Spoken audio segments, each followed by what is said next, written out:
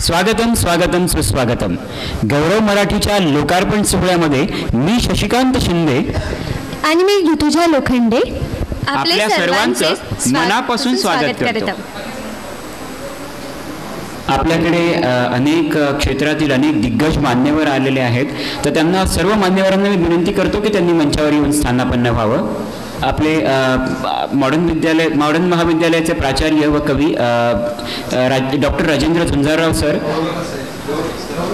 आपले आशिष जाधव सर, लोकमत व्हिडिओजचे संपादक आशिष जाधव सर, त्यानंतर गौरवचे पालक म्हणजे गौरवच्या मम्मी आईसुद्धा आलेले आहेत आणि गौरवचे पप्पासुद्धा आलेले आहेत, आणि प्लस अरविंद देशमुख काका यांनाही मी विनंती करतो की त्यांनी सर्वांनी मंचावर येऊन स्थानापन्न व्हावं. नंदिनी गायकवाड, सॉरी चुकून नाव राहिलं, नंदिनी गायकवाड यांनाही मी विनंती करतो की त्यांनी मंचावर येऊन स्थानापन्न व्हावं.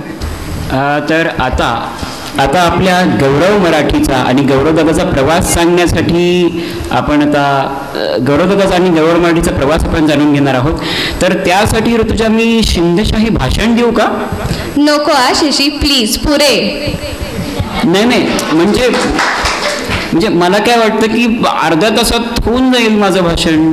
नको मला तर काही एक इंटरेस्ट नाहीये. ओके आपण बोलूयात. मेघराज जाधव याला मी विनंती करतो की त्यांनी प्रास्ताविक करण्यासाठी मंचावर यावं. नमस्ते, माझं नाव मेघराज जाधव. पुन्हा एकदा मी आपल्या सर्वांचं मनपूर्वक स्वागत करतो. आजचं हे सुंदर असं प्रसंग आपल्या सगळ्यांसाठी खूप आनंददायी आहे, कारण की आज गौरव मराठी आवाज मायबोली मराठीचा हे यूट्यूब चॅनल आज लॉन्च होतं आहे. खरं म्हणजे जी टॅगलाईन आहे आवाज मायबोली मराठीचा, आपल्याला माहीत आहे की महाराष्ट्रात पावलापावलावर मराठी भाषेची शैली बदलत जाते. जसं की कोकणात कोकणी बोलली जाते, विदर्भात वऱ्हाडी बोलली जाते. अशी ही विविध शैली असणारी आपली मराठी, या आपल्या मायबोली मराठीचं हे वेगवेगळं स्वरूप आपल्याला आपल्या या गौरव मराठी या यूट्यूब चॅनलच्या माध्यमातून आपल्या सगळ्यांना बघायला मिळणार आहे.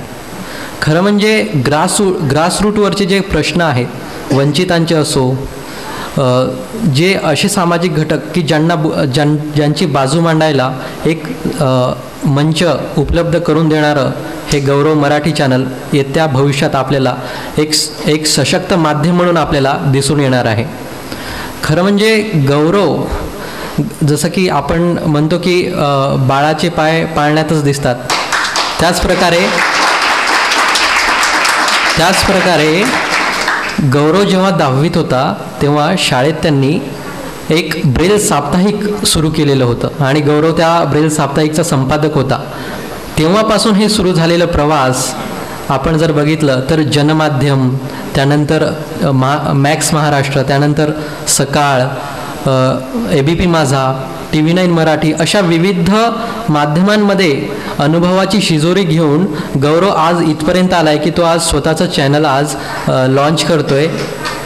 ही खूप आनंदाची गोष्ट आहे. त्याचा हा प्रवास अत्यंत प्रेरणादायी आहे. खरं म्हणजे ग्रासरूटवरचे प्रश्न असो, वंचितांचे प्रश्न असो, शोषितांचे प्रश्न असो, ह्या सगळ्या प्रश्नांना एक वाचा फोडण्याचं काम पुढच्या काळात गौरव मराठी या यूट्यूब चॅनलकडून आपल्यासमोर केलं जाणार आहे. गौरव, तुला तुझ्या या पुढच्या वाटचालीसाठी माझ्याकडून व आपल्या सर्वांकडून मी मनपूर्वक शुभेच्छा देतो. आणि आनंदाची गोष्ट म्हणजे अशी की उद्या गौरवचा वाढदिवस देखील आहे, त्यासाठी पण गौरवला खूप खूप शुभेच्छा.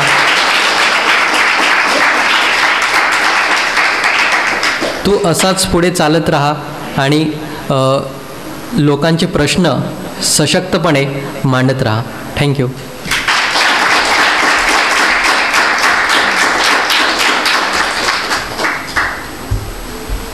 धन्यवाद मेघराज.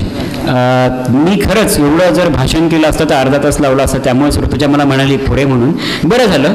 तर मला एक म्हणायचं आहे मंडळी की काय कसं आहे ना, प्रत्येक शिंपल्यात काही मोती मिळत नाहीत, बरोबर की नाही? अरे ऑडियन्स कुठे गेली? काय झालं? अरे आवाज कुठे ऑडियन्स? हां, प्रत्येक शिंपल्यात काही मोती मिळत नाही. आईची सर्वच मुलं काही शूरवीर बनत नाहीत. अस्तित्व अमर करते व्यक्तित्व माणसांचे. अस्तित्व अमर करते व्यक्तित्व माणसांचे. मूर्ती जरी संपली तरी कीर्ती कधीच संपत नाही. कीर्ती कधीच संपत नाही. गौरव मराठी ह्या डिजिटल न्यूज नेटवर्कचा प्रवास ही असाच असणार आहे. ऋतुजा आणि सर्व प्रेक्षकांना मी आता म्हणतो, जर आता सूर्य उगवला तर कसं होईल रे? काही पण का शशी, सूर्य उगवलेला आहे. अरे दुपार झाली आहे नाही का? हो. नाही पण आपल्या मंचावर पण सूर्य उगवणार आहे बरं का. कशासाठी माहिती आहे का? म्हणजे गौरव मराठीबद्दल मनोगत व्यक्त करण्यासाठी खास सूरज दादा आपल्याकडे येणार आहेत. अरे टाळ्यांनी स्वागत करूयात की सूरज रेफाळे यांचं. मग बोलूया दादाला प्लीज. बोलूयात का? मी सूरज दादाला विनंती करते की त्यांनी प्लीज मंचावर यावे आणि आपलं मनोगत व्यक्त. सन्माननीय व्यासपीठ आणि इथं जमलेल्या माझ्या सर्व मित्रमैत्रिणी, गुरुवर्य जे आहेत, सगळे शिक्षक वृंद, मोठे वडीलधारी मंडळी जे आहेत, त्या सगळ्यांना माझा नमस्कार. थोडं धडधडाय नव्हतं कारण मला पूर्ण कल्पना नसताना अचानक माझं नाव आलं इकडं आणि त्यामुळे मीच कन्फ्यूज होतो की नेमकं सूरज म्हणजे मीच का. बाकी आत्ता मेघराज दादांनी सांगितलं, शशकांत आणि ऋतुजांनीसुद्धा सांगितलं, ही जी टॅगलाईन आहे की आवाज सामान्यांचा, जनमानसाचा, ती सांगते की नेमकं कोणत्या रूटला जाऊन चॅनल काम करणार आहे. ज्यावेळी चॅनलकडे येतो त्यावेळी अपसूक गौरव मराठी हे येतं आणि कोइन्सिडन्स सांगायचं आहे मला. म्हणजे चॅनलचं नाव घेतानाची प्रोसेस आहे ती थोडीशी सांगतो, खूप वेळ नाही घेणार तुमचा.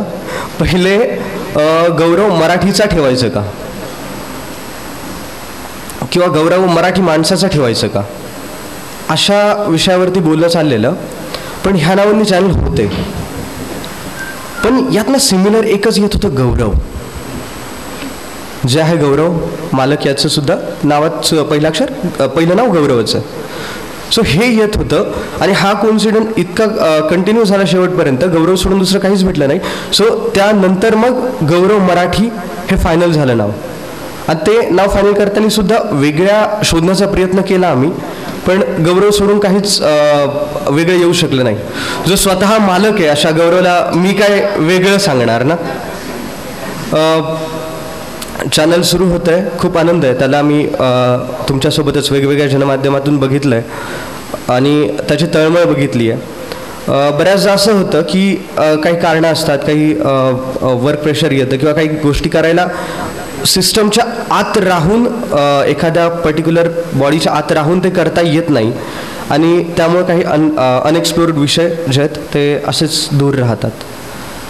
ह्या चॅनलच्या थ्रू असेच जे अनएक्सप्लोर विषय आहेत किंवा अशा अनएक्सप्लोर स्टोरीज आहेत ज्या कुणी कवर केल्या, म्हणजे तितक्याशा कवर केल्या गेल्या नाहीत, त्या स्टोरीज कवर करण्याचा हा ह्या चॅनलचा प्रामाणिक प्रयत्न राहणार आहे. तुम्ही सगळे चॅनलसोबत आहात, खूप मस्त आहे. आनंद वाटतो ह्या गोष्टीचा की गौरवचं बाकी सगळ्या माध्यमांमधलं काम पाहून आपण सगळे माझ्यासकट त्यावर विश्वास ठेवून इथे आलोत. गौरवला चॅनलसाठी खूप शुभेच्छा. चॅनल चांगलं ग्रो होईल, आम्ही सगळे सोबत आहोत. तू लढ, भीड, परिणामाची चिंता करू नकोस, कारण यश तुझंच आहे गाड्या. थँक्यू.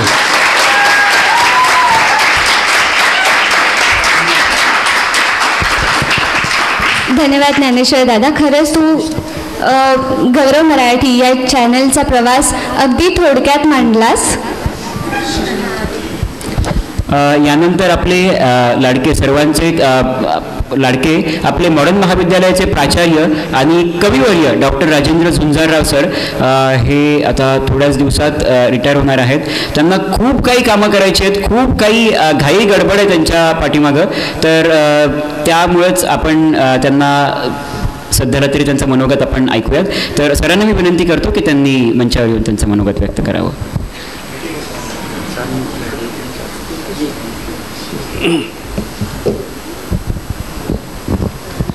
व्यासपीठावरील सर्व मान्यवर, गौरव मालक आणि त्याचे वडील, व्यासपीठासमोरील सर्व बंधू भगिनी आणि आम्हाला नेहमीच प्रिय असलेले आमचे विद्यार्थी आणि विद्यार्थिनी. कुठल्याही शिक्षकांना, प्राचार्यांना आपले विद्यार्थी पुढं जाण्याचा फार मोठा आनंद आणि समाधान मिळत असतं. किंबहुना शाळा महाविद्यालयांचा उद्देशच तो आहे. आपापली स्वप्न घेऊन तरुण विद्यार्थी विद्यार्थिनी येतील,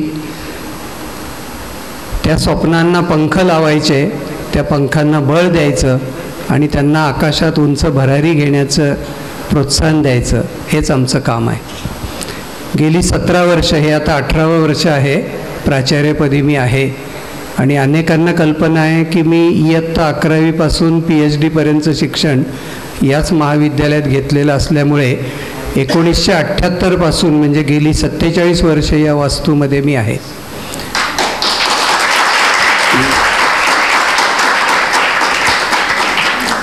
त्यामुळे एक प्राचार्यांची नोकरी, पद, असे अनेक गोष्टी माझ्यात कधी दिसत नाहीत लोकांना की अरे 99% वेळा हे तर नुसतं मदतीचीच भावना, सद्भावना ठेवतात, प्रोत्साहन देतात. त्याचं कारणच हे आहे की 47 वर्ष इथे आपण कार्यरत आहोत आणि आपल्याला ज्या विद्यार्थी दशेत अडीअडचणी आल्या त्या आत्ताच्या विद्यार्थ्यांना येऊ नये ही धडपड सुरू असते.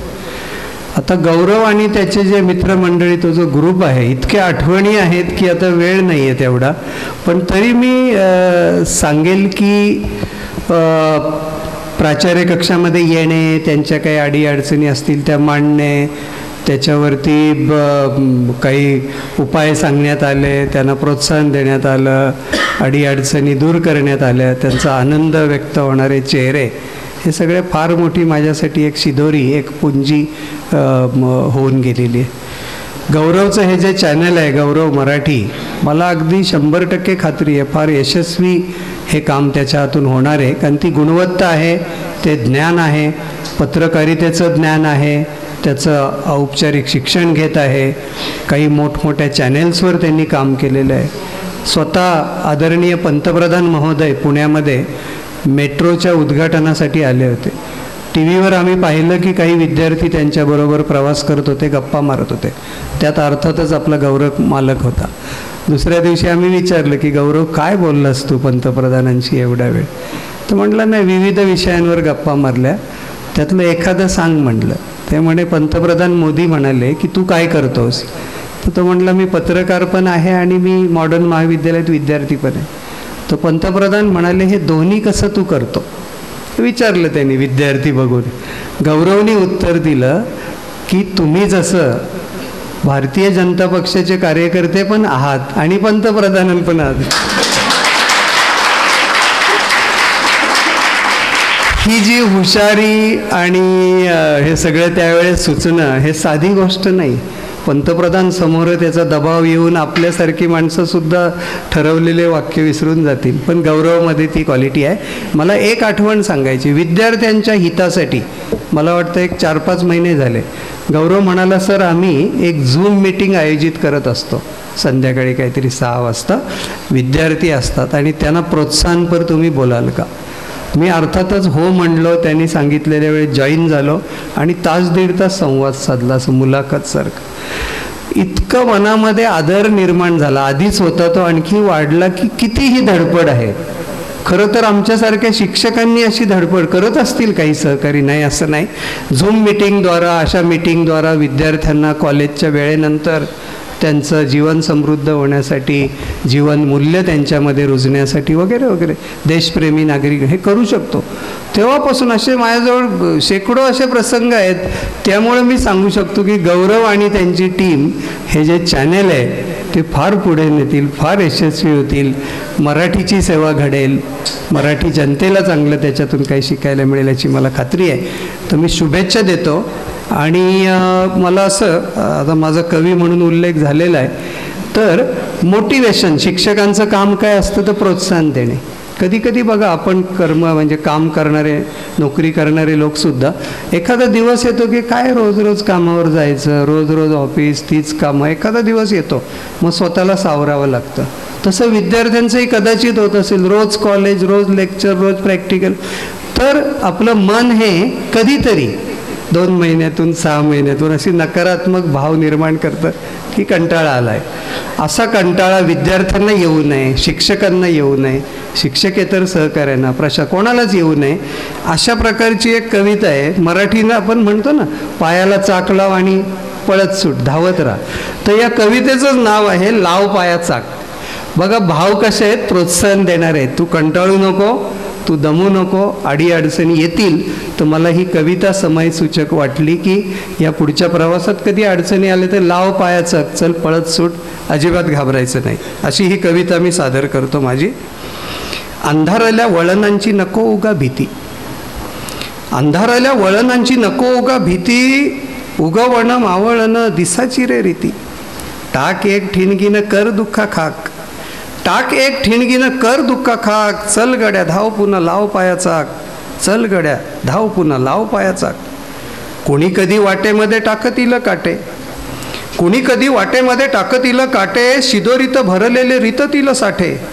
साध नसे मदतीस नको मारू हाक, साध नसे मदतीस नको मारू हाक, चल गड्या धाव पुन्हा लाव पाया चाक, चल गड्या धाव पुन्हा लाव पाया चाक.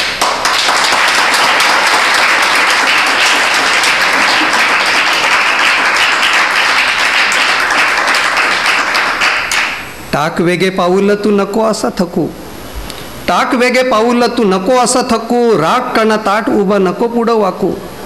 मन तुझं धीट हवं, मन तुझं धीट हवं नको त्याला बाक, चल गड्या धाव पुन्हा लाव पाया चाक, चल गड्या धाव.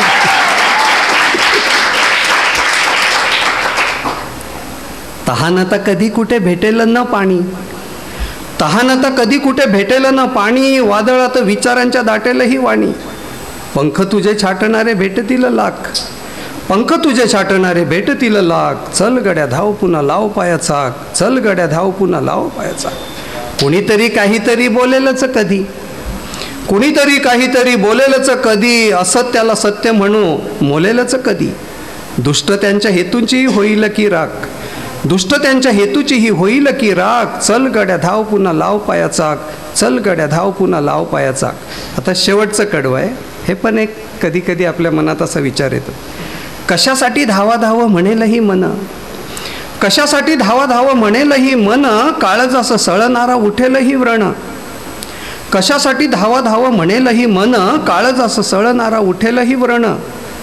क्षितिजाच्या पल्याडचं नको उगा धाक, क्षितिजाच्या पल्याडचं नको उगा धाक, चल गड्या धाव पुन्हा लाव पाया चाक, चल गड्या.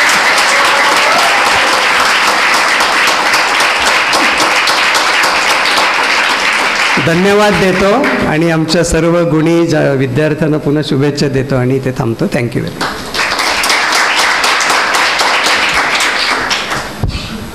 धन्यवाद सर. आपल्याला गौरव मराठी या प्रवासात अनेक शुभचिंतक लाभले आणि त्याच शुभचिंतकांपैकी मी शुभम रानडे या सरांना विनंती करते की प्लीज त्यांनी मंचावर येऊन आपले मनोगत सर्व मान्यवरांना सांगावे. नमस्कार सर्वांना, मी शुभम नरवडे.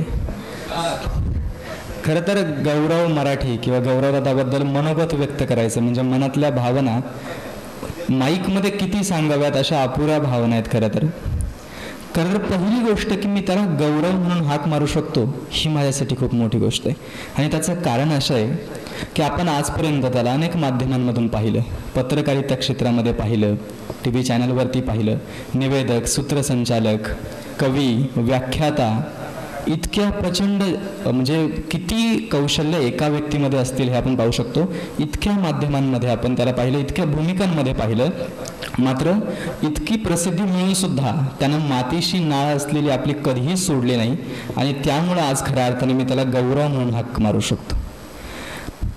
औपचारिक जीवनामध्ये जगत असताना त्याने अनेक प्रसिद्धी त्याला भरभरून मिळाली, मात्र हे केवळ मंचावरती आपल्याला दिसतो की गौरव खूप मोठा झाला आहे, हे तसं नाही आहे. जेव्हा मी वैयक्तिक त्याच्यासोबत आयुष्य जगत असतो तेव्हा पाहत असतो दर 5 मिनिटाला त्याचा फोन वाजतो, दर 5 मिनिटाला. त्याला एखाद्या वेळेस सांगावं लागतं आता आम्हाला पण थोडासा वेळ दे, आणि त्या प्रत्येक फोनवरती कधीच तो गप्पा मारत पण दिसत नाही. कायम कुठली तरी व्यक्ती त्याला त्याची अडचण सांगत असते आणि 5व्या मिनिटाला ती अडचण सॉल्व्ह झालेली असते.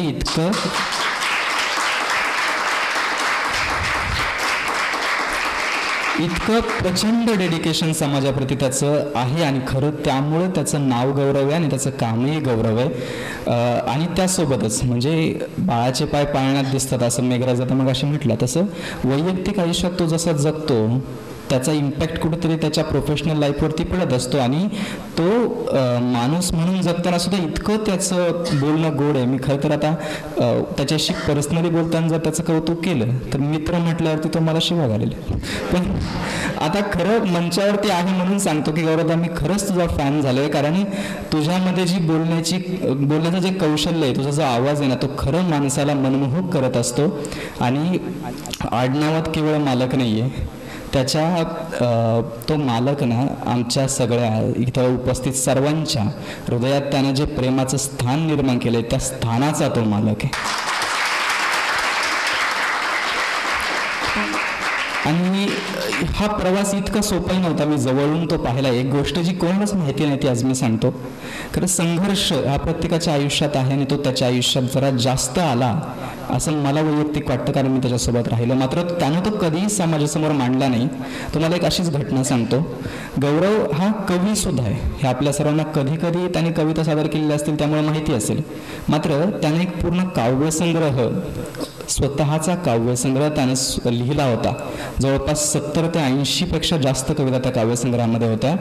त्या मोबाईलमध्ये त्याच्या सेव्ह होत्या. मात्र दुर्दैवाची गोष्ट अशी की तो प्रकाशित करणार त्यापूर्वी त्याचा मोबाईल चोरीला गेला. त्यानं लिहिलेला सगळ्याच्या सगळा काव्यसंग्रह त्याच्या हातातून निसटला. अगदी इथपर्यंत पोहोचलेलं ते शून्यावरती पुन्हा पोहोचला. मात्र त्यातूनही तो हरला नाही. ती संघर्षाची कहाणी किंवा तो निगेटिव्ह इम्पॅक्ट त्याने स्वतःच्या आयुष्यावर न पाडता तो पुन्हा आजही लढतोय आणि आज नवी सुरुवात करतोय. ही खरं कौतुकाची गोष्ट.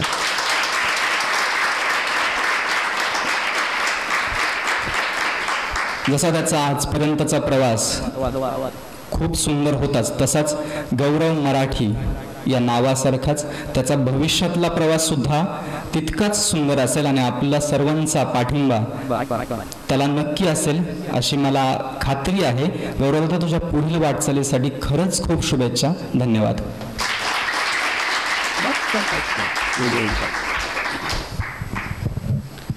धन्यवाद. आता आपल्या सोहळ्यासाठी अनेक प्रमुख अतिथी आपल्याला लाभलेले आहेत. अनेक क्षेत्रातील अनेक दिग्गज प्रमुख अतिथी आपल्याकडे आहेत. तर त्याच्यातीलच आपल्या जनसामान्यांचा आवाज होणारे आपल्या लोकमत व्हिडिओजचे संपादक आशिष जाधव सरांना मी विनंती करतो की त्यांनी आपलं मनोगत व्यक्त करावं.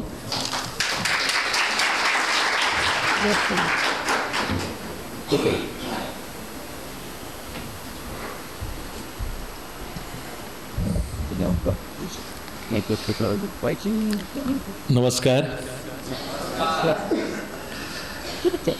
आजचा सोहळा माझ्यासाठी खूप वेगळा आहे. इतर वेळी मी वेगवेगळ्या व्यासपीठांवरती किंवा माझ्या प्रोफेशनल लाईफमध्ये वेगळ्या क्षेत्रात काम करतो, पण आज मी खूप माझ्या मेमरी लेनमध्ये मागे गेलो आहे आणि लक्षात आलं की गौरव मालक याची ओळख माझी 4-5 वर्षांची आहे आणि फोनवरच जास्त बोलणं झालं, एखाद्या वेळेस भेटला असेल. आणि माझी एक सवय आहे पत्रकार म्हणून, का रे कुठला? बुलढाणा जिल्ह्यातला. म्हटलं आणखी कुठला? सर तुम्हाला माहिती आहे का? म्हटलं तू सांग, गाव सांग कुठलं आहे. तर म्हणलं सर मी बुलढाणा जिल्ह्यातला आहे. म्हटलं ठीक आहे, काय करतोय? असं करतोय तसं करतोय.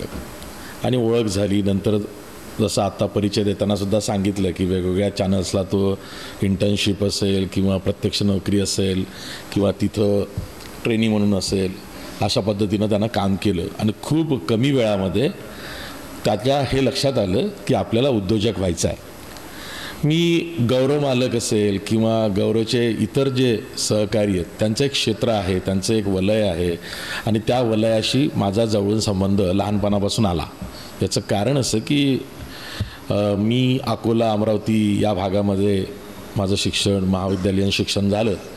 तिथे अंध विद्यार्थी म्हणा किंवा अंशतः अंध विद्यार्थी यांच्या शाळा आहेत आणि त्या शाळांमध्ये मी लहानपणापासून गेल्यावरती मला लक्षात आलं की हे विश्व वेगळं आहे. इथे आयुष्य जगण्याची उमेद ही सर्वसामान्यांपेक्षा जास्त आहे आणि ते मला खूप भावतं. नेहमी याच्यासाठी भावतं की कमालीची जिद्द, कमालीची एकाग्रता, कमालीची धडपड. आणि म्हणून मग जेव्हा गौरव मला भेटला, मी आश्चर्य यासाठी व्यक्त केलं की अरे तू विदर्भातनं आला आहेस. कारण मी सुद्धा विदर्भातला आहे, माझं गाव यवतमाळ जिल्ह्यातलं आहे.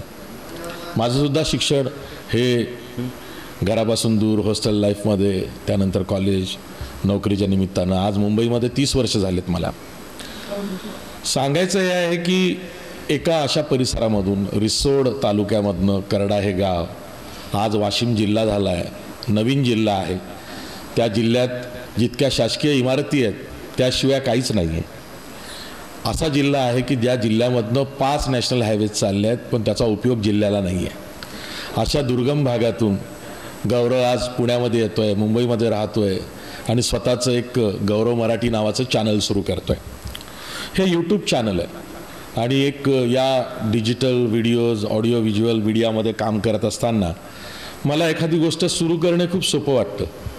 सगळे मिळून येऊन एक निर्धार व्यक्त करणं, आपण एक काहीतरी असं काही भव्य दिव्य लॉन्च करतो आहोत, ती भावना मनात घेऊन ते सुरू करणं हे तुलनेनं सोपं आहे. ते टिकवणं हे कठीण आहे, कारण बाहेरचं जग हे खूप रॅट रेसचं जग आहे. मला आठवतं आहे ज्यांनी मला या क्षेत्रात पत्रकारितेत आणलं ते कुमार केतकर असं म्हणाले की तुला पत्रकार व्हायचं नाही आहे, तुला मीडिया प्रोफेशनल व्हायचं आहे, त्या दृष्टीनं विचार कर. खरंच मागे वळून बघतो 25 वर्ष तर लक्षात येतं की पहिल्या दिवशी त्यांनी जो कानमंत्र दिला होता की मीडिया प्रोफेशनल बन, म्हणून मी आणि फार कमी बोटावर मोजण्या इतपत 2-3 लोक आहेत आज की जे print media, T V media आणि आता डिजिटल मीडियामध्ये काही केलं हे सांगण्या इतपत कामगिरी केली आहे. याचं कारण असं की पत्रकार होणे, पत्रकारितेची भावना घेऊन ते व्रत म्हणून जपणे, याशिवाय मीडिया प्रोफेशनल जेव्हा तुम्ही असता तेव्हा तुम्हाला काळाशी स्पर्धा करावी लागते. तुमचे इतर सहकारी आणि त्याचबरोबर तुमच्या बाहेरचे सहकारी, जे रॅट रेस खूप मोठा आहे.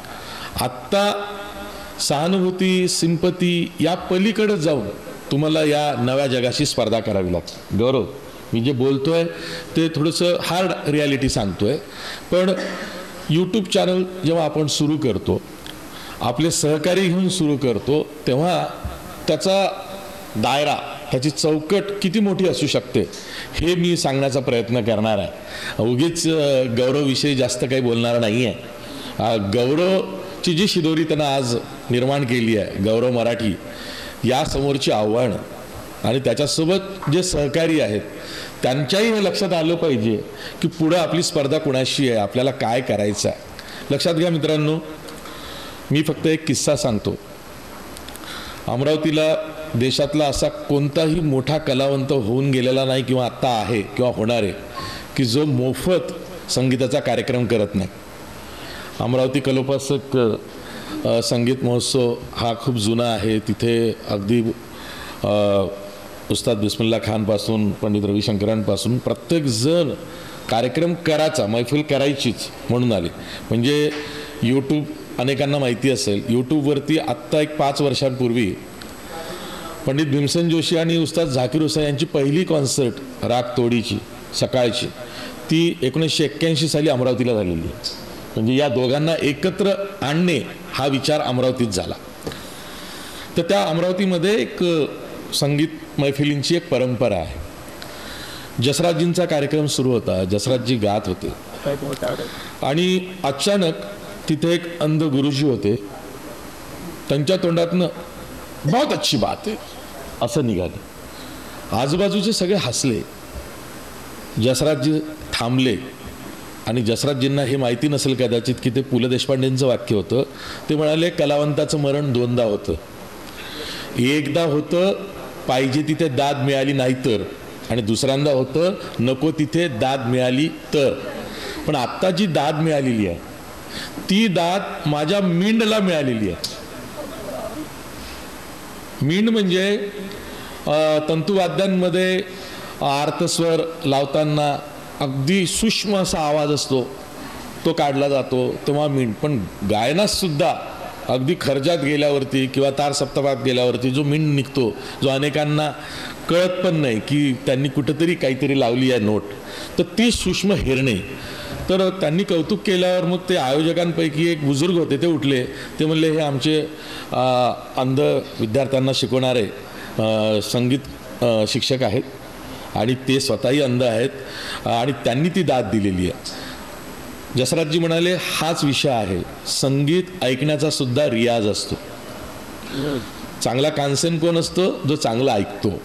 आणि नुसतंच ऐकणं नाही, तर ही जी आत्ता दाद आली आहे ती मला अपेक्षित होती आणि मला माहिती होतं की इथं कोणी देणार नाही आहे, ती मिळाली म्हणून आनंद झाला. तर सांगायचं तात्पर्य असं आहे की गौरव असेल, गौरवचे जे इतर सहकारी असतील त्याच्यासोबतचे, यांच्याकडं प्लस पॉईंट काय आहे जो सर्वसामान्यांकडं नाही आहे, ती म्हणजे एकाग्रता.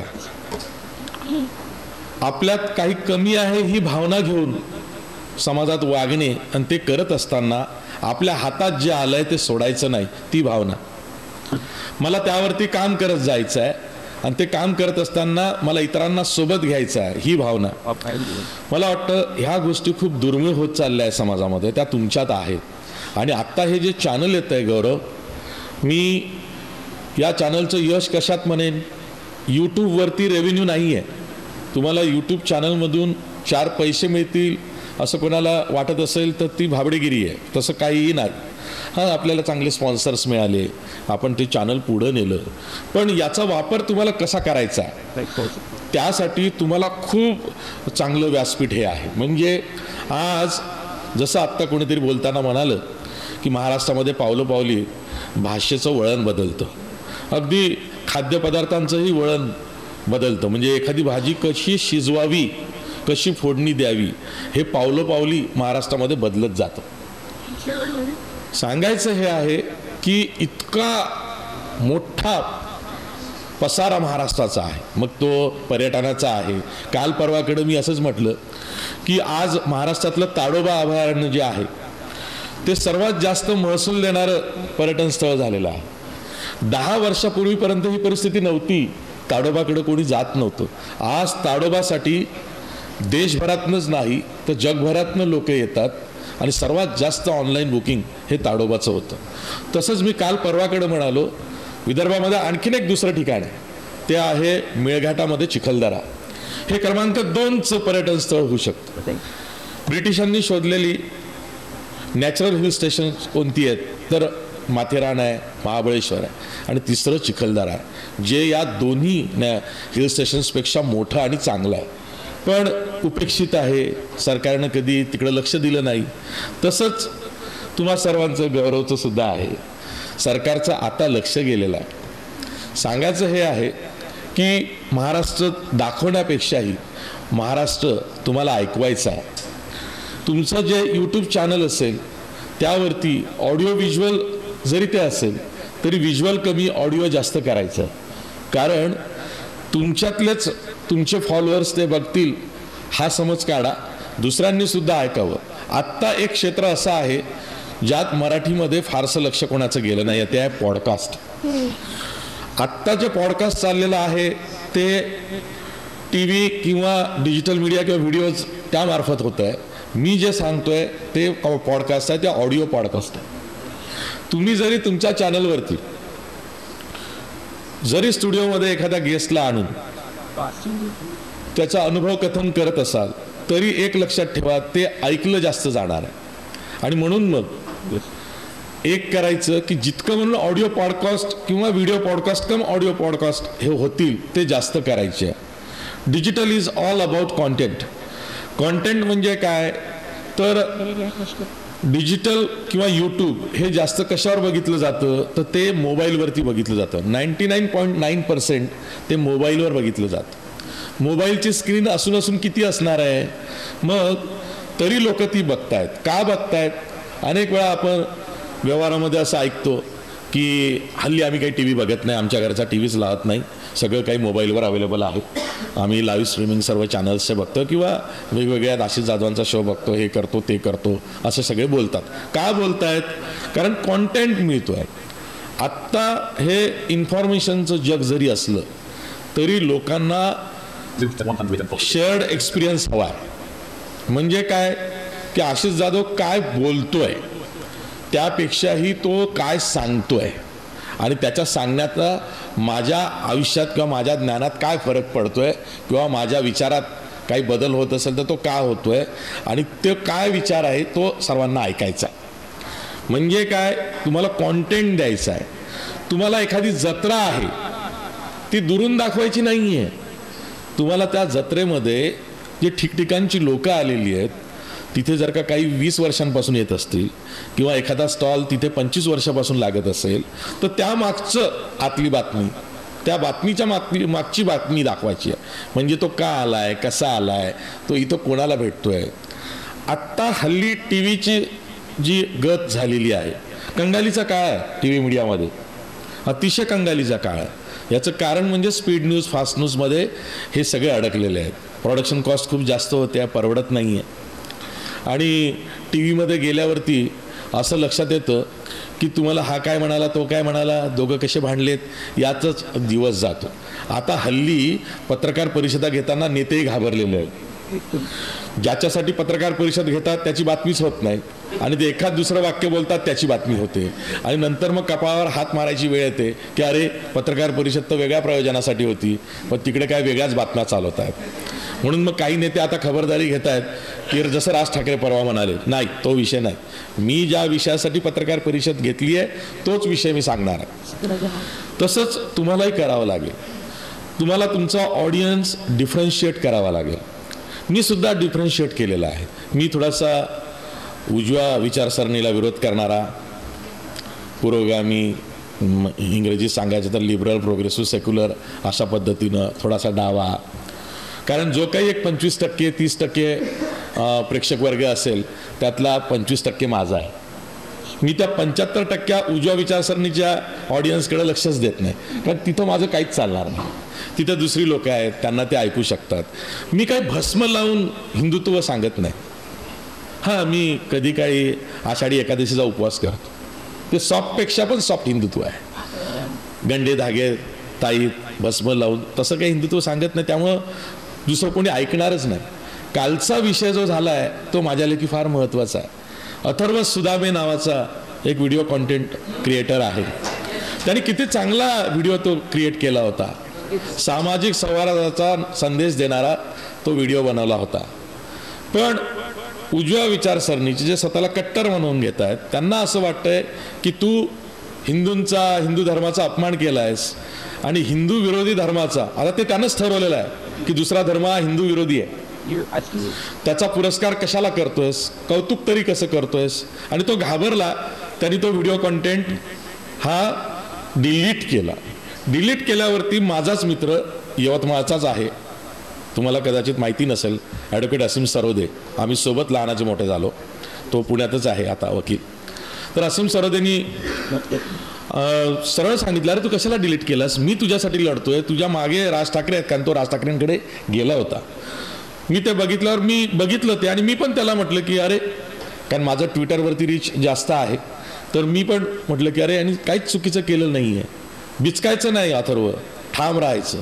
भूमिकेवरती ठाम राहता आलं पाहिजे. घटनाकार डॉक्टर बाबासाहेब आंबेडकर म्हणून गेलेले आहेत की कोणतीही व्यक्ती असू दे ती सार्वजनिक जीवनात असू देत त्याच्या खाजगी आयुष्यात असू दे सर्वसामान्य व्यक्ती असू देत त्याला राजकीय भूमिका घेता आली पाहिजे. अगदी घरात सुद्धा त्याला राजकीय भूमिका विचार नसेल तर त्याचं जगणं असह्य होऊन शकतं.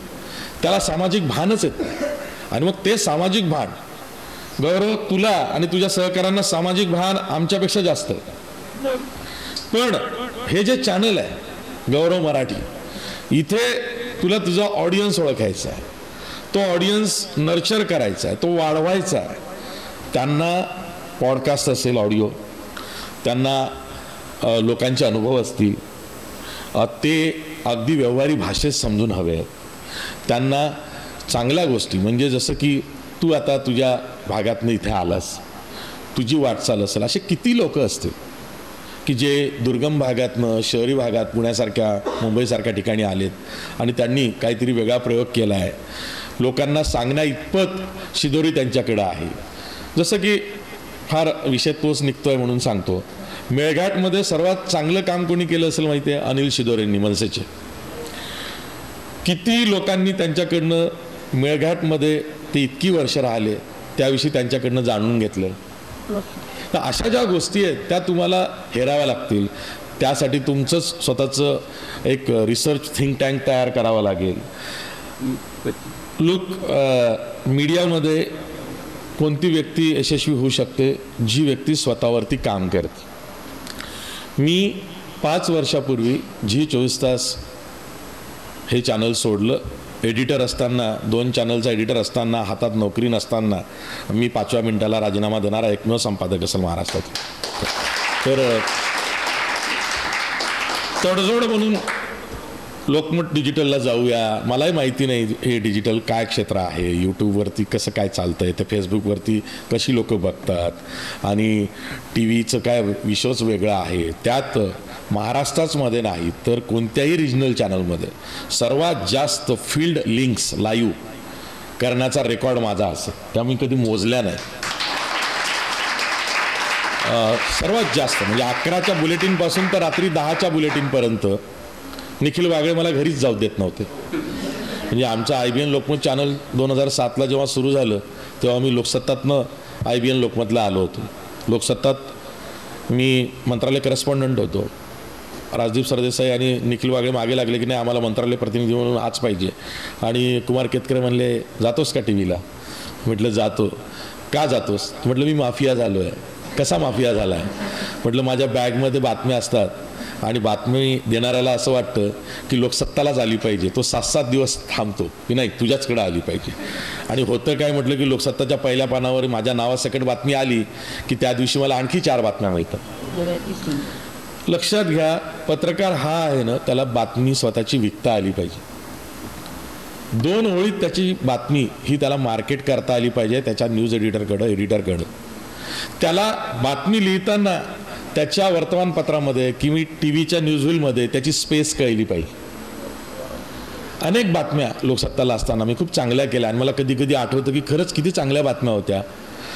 मुंबईतलं ताजमहल हॉटेल हे जगातलं एकमेव हॉटेल आहे ज्याला स्वतःचं पार्किंग नाही आहे आणि ताजमहल हॉटेल पब्लिक पार्किंग आपल्या कस्टमरसाठी यूज करते. आज तुम्ही जर का मुंबईला गेटवे ऑफ इंडियाच्या तिथे जाल ताजमहल हॉटेलमध्ये गाडी घेऊन तर तो पब्लिक पार्किंगमध्ये रोडच्या कडेला तुम्हाला गाड्या लावायला सांगतो आणि तुम्ही सर्वसामान्य म्हणून गेटवे ऑफ इंडिया गेटवे बघायला जायचं पण गाडी इथं उभी करू तर तिथं उभी करू दिली जात नाही. का? तर ताजच्या कस्टमरसाठी तिथं त्या गाड्या दिल्या जातात. बातमी ही होती का? नाही. बातमी ही होती की पब्लिक अलॉटमेंटसाठी रस्त्यावरती डबल पार्किंगची सोय केलेली आहे आणि तिथं पब्लिक पार्किंगचं टेंडर निघतंय ते 70,000 रुपये महिना. ताजमहल हॉटेल त्यांना लोकांच्या गाड्या लावू नको देऊस, तू आमच्या कस्टमरच्या गाड्या लाव म्हणून 70 लाख महिना देतं. अशा बातम्या पे अँड पार्किंग आहेत. अशा आहेत. हे विषय त्या काळची ती गरज होती. आज TVची गरज ही वेगळी आहे. आज राजकीय घोटाळे आहेत. तुमचं जे चॅनल आहे तिथे राजकीय बातम्या फारशा येणार नाही आहेत. त्यात तुम्ही अडकलात तर तुमचं चॅनल पुढे जाणार नाही. तुम्हाला लोकांशी जर का स्वतःला जोडून घ्यायचं असेल तर तुम्हाला लोकांचा अनुभव जो म्हणून आहे जो इतरांनी ऐकावा, इतरांनी बघावा यासाठी तुम्हाला प्रयत्न करावे लागते. आज तुम्ही लोक खूप सुदैवी आहात की लुईस ब्रेल यांनी जी ब्रेल लिपी आणली त्यांनी खरंच म्हणजे क्रांती झालेली आहे की आज तुमच्याकडं साहित्य अवेलेबल आहे. तुम्हाला जगाचं सगळं ज्ञान येतं आहे. भलेही ते उशिरा येत असेल पण पुन्हा तेच ऑडिओ माध्यम आणि तुमची समज ऑडिओची इतकी जास्त आहे की कदाचित मी ओव्हरलुक करेल काही ऐकताना, तुम्ही करणार नाही आहात. तर मला असं वाटतं की कुठलंही क्षेत्र असू दे आपल्या मर्यादांचा आधी विचार केला पाहिजे. वाईटात वाईट काय असू शकतं याचा विचार आधी पाहिजे आणि त्याच्यासाठी एकच कानमंत्र असतो तो म्हणजे फॉरवर्ड प्लॅनिंग. तुम्हाला तुमचं फॉरवर्ड प्लॅनिंग मग ते आठवड्याभराचं असेल, 15 दिवसांचं असेल, महिन्याभराचं असेल हे करता आलं पाहिजे. जसं आपल्या खिशात 100 रुपये आहे आणि आपल्याला 10 दिवस काढायचे आहे, आपण कसं अर्थनियोजन करतो तसंच आपल्या वेळेचं सुद्धा फॉरवर्ड प्लॅनिंग करता आलं पाहिजे की कमी वेळामध्ये आपल्याला चांगल्या बातम्या कशा करता येईल, कोणत्या दिवशी जर का सरकारी सुट्टी असेल तर त्या दिवशीसाठी कोणती बातमी आपण राखून ठेवली पाहिजे, तुमच्या बातम्यांचा आणि कामाचा प्राधान्यक्रम ठरला पाहिजे. तसंच हे यूट्यूब चॅनल, टी व्ही चॅनलचं असलं पाहिजे की आम्हाला काय आमचा फोकस असला पाहिजे. आम्हाला भाराभार चिंध्या असं काम करायचं नाही आहे, आम्हाला सिलेक्टिव्ह राहायचं आहे. म्हणजे तुम्हाला इंडियन एक्सप्रेस काढायचा आहे, इतरही वर्तमानपत्र आहेत, पण इंडियन एक्सप्रेस किंवा लोकसत्ता वाचणारी लोक का त्या प्रेमात पडतात, का इतर पेपर वाचून सुद्धा तोच वाचावा असा वाटतो, याचं कारण सिलेक्टिव्हिटी आहे. आपल्याला पुण्यनगरी काढायचं नाही आहे किंवा आपल्याला त्या बातम्या ऐकायच्या नाहीत की सासूनं सुनेचा छळ केलेला आहे. आपल्याला म्हणजे बातमी मोठी असेल तर ठीक आहे, पण अशा बातम्या नाही, आपल्याला सिलेक्टिव्ह बातम्या द्यायच्या. किंवा या चॅनलचा उद्देश पुन्हा तुम्हाला आणखी चांगला करावा लागेल. तुम्हाला बातम्यांच्या विश्वात अडकायचं आहे, रोजची जी हॅपनिंगची जी भाऊगर्दी आहे त्यात अडकायचं आहे, तुम्हाला मंत्र्यांच्या मागे मागे फिरायचं आहे. मी माझे 3 रिपोर्टर इथे बसलेले आहेत माझ्या लोकमत डिजिटलचे, तिघांनाही सांगत असतो, नेत्यांच्या मागे धावू नका, बातम्यांच्या मागे धावा. सांगायचं हे आहे की तुम्हाला तुमच्या प्रायोरिटीज कळल्या पाहिजेत. आपण कशासाठी हे यूट्यूब चॅनल काढलंय, हे एक पहिलं. अर्थार्जन हा हेतू नसावा. म्हणजे गौरवला जेवढा मी आता ओळखतोय, अर्थार्जन हा हेतू चॅनलचा नाही आहे. काहीतरी आपण एक चांगलं दिलं पाहिजे की आपला एक ऑडियन्स हा तयार झाला पाहिजे, ज्याने आपलं चॅनल बघितलं पाहिजे आणि त्याहीपेक्षा गौरव मी म्हणेन की ऐकलं पाहिजे. ऐकणे हा जो विषय आहे ना, हाच माणसाला तारतो. तुमच्यामध्ये असे गौरवचे जे सहकारी आहेत त्यांच्यामध्ये एक प्लस पॉईंट काय आहे, ते खूप चांगले श्रोते आहेत. आणि नुसतेच श्रोते नाही आहेत तर ते कानात साठवून ठेवतात. नुसतेच साठवून ठेवत नाही तर कोणतीही गोष्ट कानावरनं गेली किंवा या कानातून त्या कानाकडे गेली असं नाही आहे, ती साठवली जाते, ती आत्मसात केली जाते. तर तुमच्या चॅनलचा एक प्लस पॉईंट गौरव हा ऑडिओ असला पाहिजे की अंशतः पूर्णतः अंध व्यक्तीनं सुद्धा तुझं चॅनल बघितलं पाहिजे, तसं डोळस व्यक्तीनं सुद्धा ते व्हिज्युअल माध्यम आहे म्हणून बघितलं पाहिजे. फार व्हिज्युअलच्या नादात जायचं नाही. आम्ही हे प्रयोग करून फसलेलो आहोत. IBN लोकमत चॅनल जेव्हा आलं तेव्हा आम्ही त्याच्या ॲस्थेटिक्सकडे जास्त लक्ष दिलं, म्हणजे त्याच्या सौंदर्यशास्त्राकडे जास्त लक्ष दिलं की कसं शूट केलं पाहिजे, काय केलं पाहिजे, स्टोरी टेलिंग कसं झालं पाहिजे. नंतर लक्षात आलं की मराठी श्रोता जो आहे ना त्याला कॉन्टेंट पाहिजे, त्याला बातमी पाहिजे. तो बातमीची भूक असलेलाच मराठी प्रेक्षक आहे. त्याला पारावरच्या गप्पा जास्त पाहिजे. तो राजकीय गप्पांमध्ये का रमतो, कारण त्याला पारावरच्या गप्पा त्या वाटतात, त्या आपल्यातल्या वाटतात, त्याला विचार करायचा नाही, त्याला फक्त यांच्या त्यांच्या भांडण्यात त्याला रमायचं आहे. तुम्हाला असा ऑडियन्स तयार करायचा आहे की त्याला वाटलं पाहिजे की हे काहीतरी वेगळं सांगतायत, हे काहीतरी असं सांगतायत की ही माहिती माझ्यापर्यंत कधी आली नाही किंवा हा अनुभव मला समृद्ध करणारा आहे. आता आणखीन एक ट्रेंड आला आहे, त्यातही तुम्हाला पडायचं नाही. जे सगळं करतात त्यात आपण नाही पडायचं. म्हणजे बघा, एखादा विषय जेव्हा मार्केटमध्ये येतो टी व्हीच्या किंवा डिजिटलच्या, तेव्हा तुम्हाला प्रत्येक ठिकाणी त्याच व्यक्तीची मुलाखती दिसतात, तोच व्यक्ती दिसतोय. तुम्हाला त्यात अडकायचं नाही, तुम्हाला काहीतरी वेगळं त्यात करायचं आहे. तुम्हाला अनसंग हिरोज जे हिडन आहेत, जे समाजापासून दूर आहेत, त्यांची कोणी दखल घेत नाही, अशा लोकांना पुढे आणायचं. म्हणजे भाग्यश्री हॉटेलवाला सगळ्यांनाच माहिती आहे हो,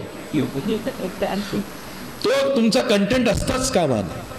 तुमच्याकडे अशी एक व्यक्ती असली पाहिजे की तो कवी आहे, त्याच्या कविता ह्या सर्वसामान्यांपेक्षा वेगळ्या आहेत, त्याच्या अनुभवातनं त्या कविता आहेत. आत्ता फक्त उदाहरण निघतंय म्हणून तुम्हाला सांगतो, माझी आवडती शायर आहे परवीन शाकीर, जी पाकिस्तानची कस्टम्स ऑफिसर होती, IRS होती तिकडची, आणि 1993 त्यांचं कार ॲक्सिडेंटमध्ये मरण झालं. परवीन शाकीरला आत्ता उर्दू जगतामध्ये लेडी गालिब म्हटलं जातं. तिचा कविता संग्रह आहे खुशबू, जो हिंदीतही आलेला आहे, आणि त्याचा अनुवाद केला आहे मुकरी नावाचा जो ॲक्टर होता बघा, मुझे हो तो नथुलाल जैसे वरना ना हो, अमिताभ संवर तो म्हणतो, त्याची मुलगी प्राध्यापक नसीम मुकरी. परवीन शाकिरची खासियत काय होती? ती पहिली व्यक्ती महिला शायरा अशी होती की जिनं स्त्रीच्या विरहाबरोबरच स्त्रीचा स्ट्रगल सुद्धा तिच्या गझलमधून मांडला. आणि त्यानंतर तो ट्रेंड सुरू झाला. म्हणजे तुम्हाला ट्रेंड सेटर ओळखायचे, ते ट्रेंड सेटर घ्यायचे. मग तो छोटे मोठे का असेल, की एखादी चांगली कलाकृती त्याच्यापुरती करणारी असेल, एखाद्या गावात एखादा शेतकरी असेल, काही वेगळा असेल, शेतीच्या सुद्धा बातम्या करताना किंवा त्याविषयी सक्सेस स्टोरीज ह्या व्हॅरीज मॅन टू मॅन असतात. म्हणजे माणसागणिक त्या सक्सेस स्टोरीज बदलतात. म्हणजे मला त्याचं फार अप्रूप वाटत नाही की एका एकरामध्ये त्यांनी 20 किलो कांदे काढले किंवा एका एकरामध्ये त्यांनी 2 टन ऊस काढला वगैरे, किंवा एका एकरामध्ये त्यांनी अशी काही शेती केलेली आहे की त्या शेतीमधनं त्याला इतकं उत्पन्न मिळालेलं आहे. नाही, त्या हंगामात तेवढं मिळालेलं आहे. पुढचा हंगाम कदाचित तो रडत असेल. किंवा सेंद्रिय शेतीचा पुरस्कार खूप केला जातो. एक हिरो असतो सेंद्रिय शेतीमध्ये, 100 हिरो असतात. तेव्हा आपण काय सांगतो, कारण हे लाऊडस्पीकर माध्यम आहे, तुम्ही काय सांगता, तुम्ही काय करता. एखाद्याला तुम्ही नको तेवढं मोठं करता आणि एखाद्याचं चारित्र्य हनन करणार नाही सरळ, पण त्याला गाता येत नाही. त्याला गाता येत नाही म्हणजे त्या दिवशी तो चांगला गायला नसेल म्हणून त्याला गाता येत नाही असं सरळ विधान तुम्ही करू शकत नाही. कारण हे वस्तुस्थिती सापेक्ष असतं. त्या दिवशी नसेल जमलं त्याला, हे होता कामा नये. टीका करताना सुद्धा तुम्हाला खूप व्यवहार राहावं लागेल. तर ह्या ज्या गोष्टी आहेत, कॉन्टेंट मेकिंग हा जो विषय आहे, याच्यामध्ये प्रोडक्शन कॉस्ट हा एक आणखी वेगळा विषय. ती प्रोडक्शन कॉस्ट कशी कमी करता येईल, त्यासाठी काय करता येईल, आपल्याला किती सिलेक्टिव्ह राहावं लागेल, आपलं बजेट काय, ह्या गोष्टींचा सुद्धा विचार आता करावा लागेल. कारण खूप स्पर्धा आहे, रोज नवीन कोणी ना कोणी येतं आहे आणि यूट्यूबमध्ये पैसे नाही आहेत. म्हणजे हा एक खूप गोड गैरसमज आहे की यूट्यूबमधून खूप रेव्हेन्यू मिळतो. तो रेव्हेन्यू कदाचित मला मिळतही असेल, पण त्या माझ्या कंपनीला माझ्या मार्फत. पण मी काय समजतो गौरव, लोक मला सुद्धा अनेकांनी सल्ला दिला की तुम्ही स्वतःचं सुरू करा, स्वतः करा, तुमची फेस व्हॅल्यू आहे, तुमच्याकडे कॉन्टेंट आहे, अनुभव आहे, सगळी लोक तुम्हाला सल्ला देत आहेत. नाही, मला असं वाटतं की ती वेळ माझ्यावरती येऊ पण नाही. ती यासाठी की एखाद्या ब्रँड खाली जेव्हा तुम्ही काम करता तेव्हा तुम्ही एक मोठी टीम सांभाळता. आता माझी टीम छोटीशी आहे, पण माझ्या टीममधल्या कोणत्याही सदस्याला तुम्ही माझ्या माघारी विचारा की तुमचा संपादक काय करतो, ते म्हणतील ते आम्हाला काय करू नका एवढंच सांगतात, काय करा हे फारसं काही सांगत नाही. हे का होतं, हे अनुभवानं होतं. काय करा हे सांगणं म्हणजे काय, त्याला तुम्ही करू न देणे आहे. त्याला आधी करू तर दे, तो करत नाही हीच तर बोंब आहे. आणि म्हणून मग सांगताना काय सांगता आलं पाहिजे की तो विषय आपला नाही आहे, तू ज्या पद्धतीनं कव्हर करतोय तो विषय आपला नाही आहे, त्या पद्धतीनं करू नको. त्यापेक्षा तू मधला मार्ग काढ, काही वेगळं कर, काही वेगळं आणखी कर, आणखी असं काही कर की ज्यानी तुला फायदा होईल, तुझ्या चॅनलला फायदा होईल, तुझ्या ऑडियन्सला फायदा होईल. लोकहिताच्या बातम्या, आमचं माध्यम हे बातम्यांचं आहे, विश्लेषणाचं आहे, राजकीय माध्यम आहे, राजकीय बातम्यांचं. गौरव मराठी या चॅनलचा टार्गेट ओरिएंटेड ग्रुप कुठला आहे, म्हणजे तुमचा प्रेक्षक कोणता आहे हे तुम्हाला ओळखावं लागेल. आणि मग त्या प्रेक्षकानुरूप तुम्हाला त्याची अभिरुची बदलावी लागेल. तर मग तसा कंटेंट द्यावा लागेल किंवा त्याच्या अभिरुचीनुसार कंटेंट द्यायचा प्रयत्न केला तर मग तुमचे हाल होतील. त्याला जर का गौतमी पाटीलचा डान्स बघायचा असेल तर तुम्ही आणणार आहात नाही. त्याला तुम्हाला सांगावं लागेल की ती गौतमी पाटील ही रेकॉर्ड डान्स करते, आम्ही जी नृत्यांगना इथे आणतो आहोत तिनं वयाची 20 वर्ष त्यात घातलेली आहेत, ती ते रिसर शास्त्रीय नृत्य शिकलेली आहे किंवा गायन शिकली आहे, ती गाते आहे. हे डिफरन्शिएट करून सांगता आलं पाहिजे. नाही तर बाजारात जे पाहिजे ते देण्याची स्पर्धा नको आहे. आणि त्यात आपण टिकत नाही.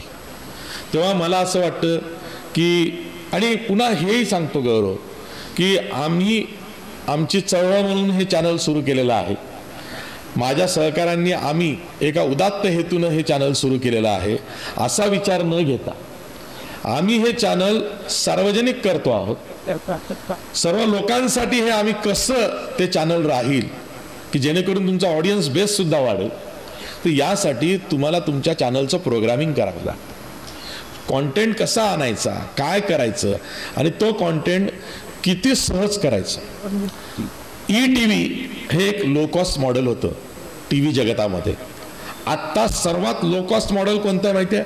आमचं आहे, लोकमत व्हिडिओज, लोकमत डिजिटल. सगळं मोबाईलवरती शूट आहे, सगळं मोजोवरती आहे. माझे शो सुद्धा, डिबेट शो मी साध्या लॅपटॉपवर करतो. आमच्याकडं सुद्धा स्टुडिओ नाही आहे, एका कॅमेरावरती लाईव्ह करतो. पण अनुभवानं काय होतं, थोडा एस्थेटिक सेन्स वाढलेला आहे. कमी वेळात, कमी खर्चात, कमी मॅनपॉवरमध्ये चांगलं कसं करायचं हे अनुभवानं आलेलं आहे. तुम्ही सगळेच अनुभवी आहात असं नाही आहे. गौरवचा सुद्धा अनुभव खूप मोठा आहे असातला नाही आहे. तो धडपड्या आहे. लहान वयातनं त्यानं सगळं सुरू केलेलं आहे. त्याचा ग्रास्पिंग पॉवर खूप चांगला आहे. त्याला नवे ट्रेंड्स कळत आहेत, त्यामुळं तो तुमच्यापेक्षा उजवा असेल कदाचित. पण गौरवला तेच नवे ट्रेंड जे त्याला कळत आहेत, पण त्याला दाखवायचे कोणाला आहेत? जे ट्रेंडी लोक आहेत त्यांना दाखवायचं. तेव्हा त्यांच्या आवडीनुसार आपल्याला वागायचं नाही. आपण आपला बेस तयार करायचा आहे. त्यासाठी कॉन्टेंट याची प्रायोरिटी ठरली पाहिजे की आपल्याला काय कॉन्टेंट द्यायचा. मला जर का विचाराल तर काय आता सध्या महाराष्ट्रामध्ये ज्याची उणीव भासते आहे यूट्यूबवरती, ती म्हणजे गावाकडच्या गोष्टी. शहरीकरण महाराष्ट्राचं 50% वर झालं आहे. लोकांना आपलं गाव मिस होतंय. आता लोक गणपतीला किंवा गौरी महालक्ष्म्यांना किंवा दिवाळीला गावाकडे यासाठी जातात की चला तेवढंच टुरिझम होऊन जाईल गावाकडचं. मग जाऊया तर मग शेतही फिरून येऊया, आपल्या नातवाला तिकडचं सगळं दाखवूया असं म्हणून लोक आत्ता सण साजरे करायला आपल्या मूळ गावी जातात. कारण इतकं महाराष्ट्रात शहरीकरण झालं आहे. तर गावाकडच्या गोष्टी आहेत, पिकं कशी लावली जातात, शेतकऱ्यांपर्यंत अजूनही कोणतंही चॅनल पोहोचलेलं नाही. जे प्रोफेशनल मीडिया हाऊसेस शेतकऱ्यांसाठी काही चालवण्याचा दावा करतायत ते त्यातनं अर्थार्जन करतायत, त्यातनं सरकारी अनुदान कसं लागता येईल ते बघतायत.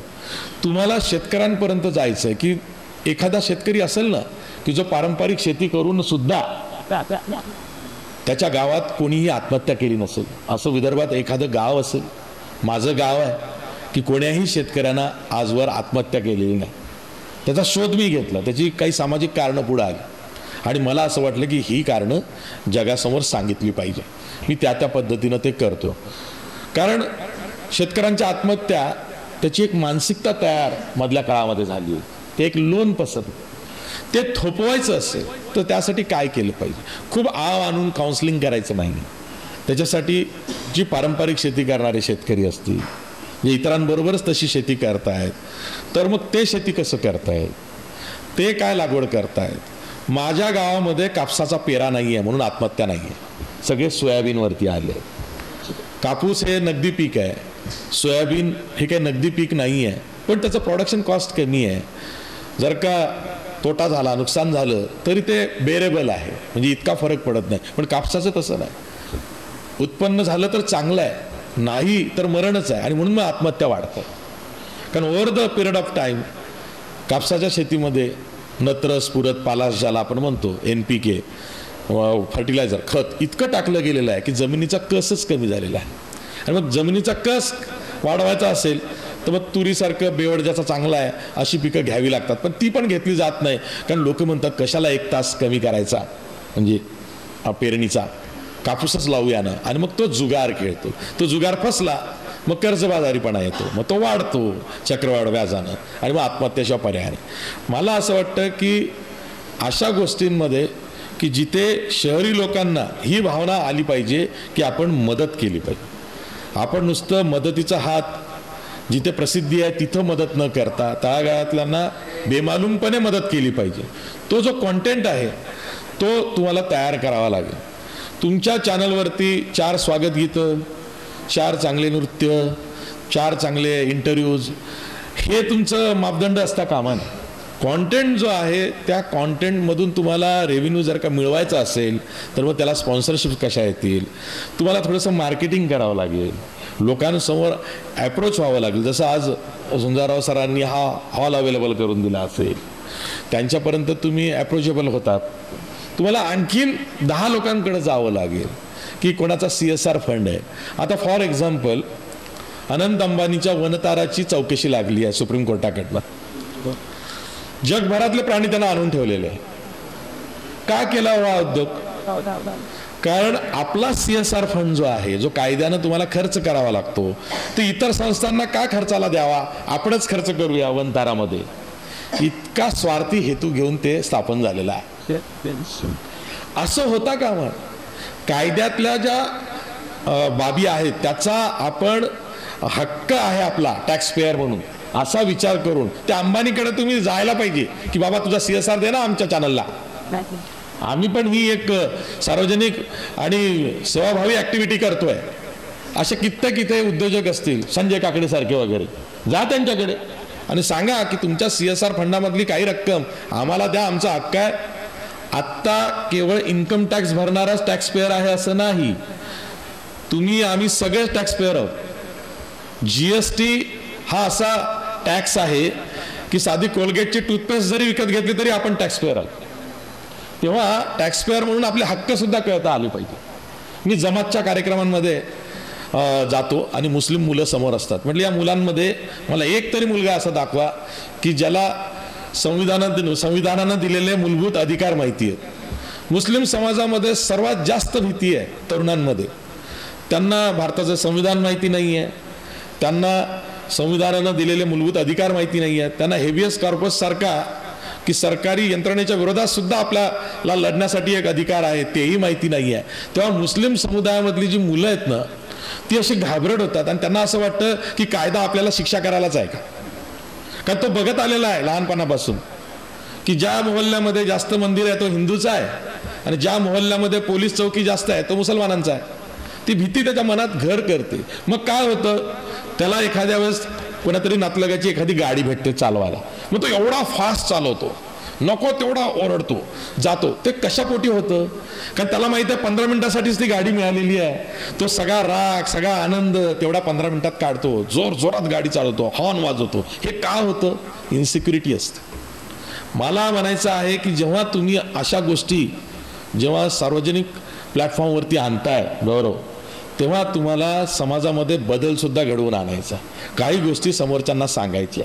आणि म्हणून मी जमातच्या कार्यक्रमामध्ये नेहमी सांगतो की काय असेल ना तर पुढच्या वेळेस जर का बोलावाल ना तर माझ्याकडनं इथे किमान 500 ज्या लघुपुस्तिका असतात संविधानाच्या अधिकाराच्या त्या वाटा. आणि तुमच्या मुलांना, जसं आंबेडकरी विचाराचा तरुण हा मूलभूत अधिकार आणि संविधानाविषयी खूप सजग असतो, त्याला माहिती असतात त्याचे अधिकार काय, आणि म्हणून तो निर्भीडपणे बोलतो. मुस्लिम तरुण बोलत नाही. समाजामध्ये वावरताना तुम्हाला बोलता आलं पाहिजे, तुम्हाला व्यक्त होता आलं पाहिजे, तुम्हाला तुमची जाणीव झाली पाहिजे, तुम्हाला तुमच्या मर्यादांचा विचार झाला पाहिजे. याशिवाय तुम्हाला सुद्धा आता लोकांचं प्रबोधन करायचं आहे, लोकांना काही सांगायचं आहे. लक्षात घ्या, हे चॅनल खूप मोठं होऊ शकतं, याचं एक वेगळं वैशिष्ट्य महाराष्ट्रामध्ये निर्माण होऊ शकतं. शेवटी आपण चॅनल कशासाठी सुरू केलं आहे, त्यामागचा विचार काय, आपण कोणासाठी ते सुरू करतोय, तो जो ऑडियन्स आहे तो एक ठराविक ऑडियन्स असं न करता आपण सामान्यांसाठी ते आणतोय. आणि हे ऑडिओ व्हिज्युअल माध्यम आहे. मी पुन्हा सांगतो, यातलं ऑडिओ माध्यम जे आहे ते जास्त केटर झालं पाहिजे. आज ऑडिओ पॉडकास्टिंग सर्वात जास्त ऐकलं जातं. आता मी माझ्या ऑफिसला जर का 1 तास लागत असेल जायला तर मी ऑडिओ पॉडकास्ट ऐकतो, कारण चालवता चालवता तेवढं ऐकणं होतं. ह्या ज्या गोष्टी आहेत ह्या तुम्हाला आणावा लागेल. म्हणजे चॅनल सुरू करणं सोपं आहे, ते टिकवणं फार कठीण आहे, ते वाढवणं आणखी कठीण आहे, आणि त्यातनं अर्थार्जन करून पुन्हा ते वाढवणं ते महाकठीण आहे. तर याचा सारासार विचार व्हावा. मी काही गौरवला घाबरवत नाही आहे, तो ते करू शकतो म्हणून सांगतोय. एखादा असता की मला कळलं की त्याच्याने ते शक्य नाही तर बोललो पण नसतो.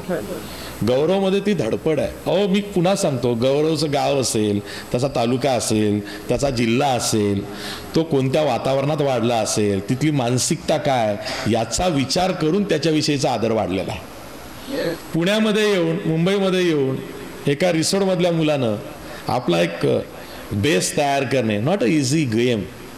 हा सोपा काम नाही आहे गौरव. मी 30 वर्ष मुंबईत आहे, मला बोलता येत नव्हतं, मला इंग्रजी लिहिता येत नव्हतं, मराठी बोलताना मले तुले असं करायचं. सांगायचं तात्पर्य तेवढं काम केलं आणि मग तुझा जसा गैरसमज झाला की आशिष जाधव मुंबईकडले आहेत की कोल्हापूरचे आहेत. हे का झालं? हे यामुळं झालं की तुम्हाला पत्रकार व्हायचंच आहे, पण मीडिया प्रोफेशनल व्हायचं आहे, तुम्हाला त्या क्षेत्रामध्ये जायचं आहे, काहीतरी वेगळं करण्यासाठी धडपडायचं आहे. तसंच गौरव, आजपासून धडपड जास्त वाढली आहे. आता तू तुझं चॅनल काढलेलं आहेस, तुला कुठलंही चॅनल आता नोकरी देईलच का याविषयी मला शंका आहे. तेव्हा आता तू उद्योजक झालेला आहेस आणि खूप मोठं व्यासपीठ समोर उभं आहे, खूप मोठं क्षेत्र आहे अथांग, त्यामध्ये तुला आता पुढे जायचं आहे, इतरांना सोबत घेऊन जायचं आहे. तुला आणि तुझ्या गौरव मराठी चॅनलला लाख लाख शुभेच्छा. धन्यवाद.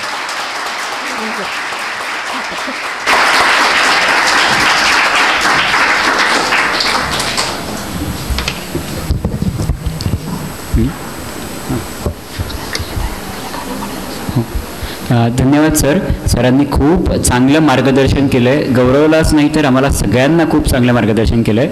आता कोण येत आहे बरं? सगळ्यांना म्हणजे काय वाटतं, कोण येत आहे बरं? अरे असं काय करताय? आपल्या सर्वांची लाडकी आवडती ताई नंदिनी ताई, सुप्रसिद्ध गायिका नंदिनी ताई आपल्या तिचं मनोगत व्यक्त करायला येणार आहे आणि तिला माझी अशी विनंती आहे की तिने थोडंसं गावं पण आमच्यासाठी प्लीज.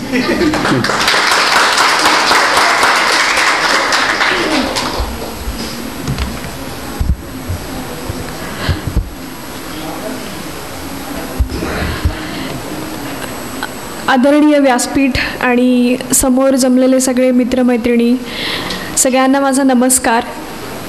मनोगत तर मी काय व्यक्त करू शकत नाही, म्हणजे मी काय बोलत नाही फार, मी गायिका आहे. पण आज मला उत्स्फूर्तपणे बोलावं असं वाटतं आहे. थोडंसंच बोलेन मी. सरांनी सगळ्याच गोष्टी सांगितल्या आणि त्या मला असं वाटतं की त्यांनी ज्या काही छोट्या छोट्या गोष्टी सांगितल्या त्या एक कुठलाही आर्टिस्ट असेल किंवा जोही कोणी असेल माणूस ज्याला काहीतरी करायचं आहे, आपल्यासारखे विद्यार्थी असतील त्यांच्यासाठी खूप आपण म्हणतो ना दुसरीकडे काय म्हणतात त्याला, मोटिवेशनल स्पीकर्स असतात आणि ते आपल्याला सगळ्या गोष्टी सांगतात. तर मला असं वाटतं की हे खूप मोलाचं मार्गदर्शन सरांनी आज इथे आपल्या सगळ्यांना केलं. Thank you so much sir. मलाही खूप गोष्टी आज म्हणजे क्लिअर झाल्या मी असं म्हणेन.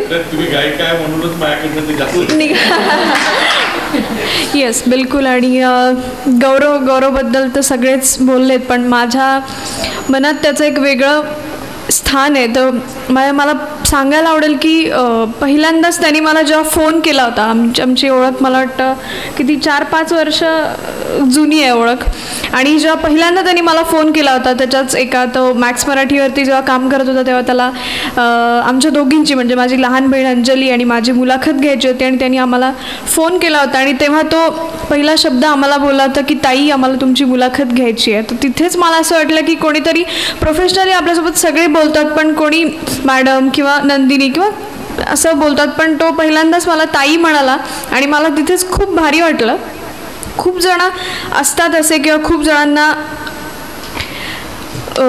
प्रोफेशनली अप्रोच असतो सगळ्यांचा की आम्हाला हे करायचं आहे किंवा आम्हाला, पण तो कधी कधी भरभरून इतकं आमच्या दोघींच्या गाण्याबद्दल बोलतो, म्हणजे इतकं भरभरून बोलतो की आम्हाला कसं वाटतं अरे बापरे, म्हणजे आपण किती त्याच्या बोलण्यातनं खरं तर कधी कधी कळतं की आपलं गाणं काय किंवा त्याला किती वाटत असेल त्या गाण्याबद्दल, त्याचा किती अभ्यास आहे किंवा त्याचं किती प्रेम आहे. आणि माझं मनस्वी खूप त्याच्यावरती खूप मनापासनं माझ्या खूप प्रेमाचा आहे तो आणि मला खूप अभिमान वाटतो आज त्यांनी त्याचं स्वतःचं चॅनल सुरू केलं आहे. आणि ही खूप मोठी गोष्ट आहे ॲक्च्युली चॅनल सुरू करणं, कारण आज खूपच जास्ती कॉम्पिटिशन आहे प्रत्येकच क्षेत्रामध्ये, पण त्यांनी स्वतःचं चॅनल सुरू केलं आहे आणि मला खात्री आहे की ते खूप पुढे जाणार आहे. माझ्या शुभेच्छा कायम त्याच्यासोबत, मी कायम एक लहान बहीण म्हणून त्याच्यासोबत नक्की असेन. मी एक छोटंसं गाणं सादर करते. जस्ट मला वाटलं मनापासून, म्हणून मी त्याला स्वतःहून म्हणलं मगाशी की मी एक छोटंसं गाणं सादर करते.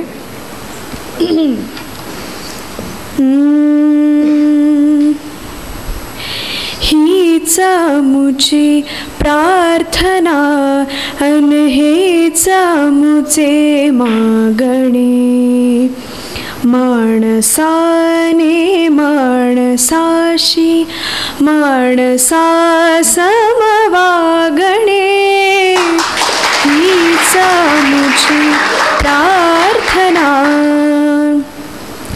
धर्म जाती प्रांत भाषा द्वेष सारे संपू दे, एक निष्ठा एक आशा एक रंगी रंगू दे, अन पुन्हा पसरो मनावर शुद्धतेचे चांदणे, माणसाने माणसाशी माणसा समवागणे, हीच मुची प्रार्थना. भोवताली दाटला अंधार दुःखाचा जरी, सूर्य सत्याचा उद्या उगवेल आहे खातरी, तोवरी देई आम्हाला काजव्याचे जागणे, माणसाने माणसाशी माणसा समवागणे, हीच मुची प्रार्थना. लाभले आयुष्य जितके ते जगावे चांगले, लाभले आयुष्य जितके ते जगावे चांगले, पाऊले चालो पुढे जे थांबले ते संपले, घेतला जो श्वास आता तो पुन्हा ना लाभणे, माणसाने माणसाशी माणसा समवागणे, हीच मुची प्रार्थना. धन्यवाद.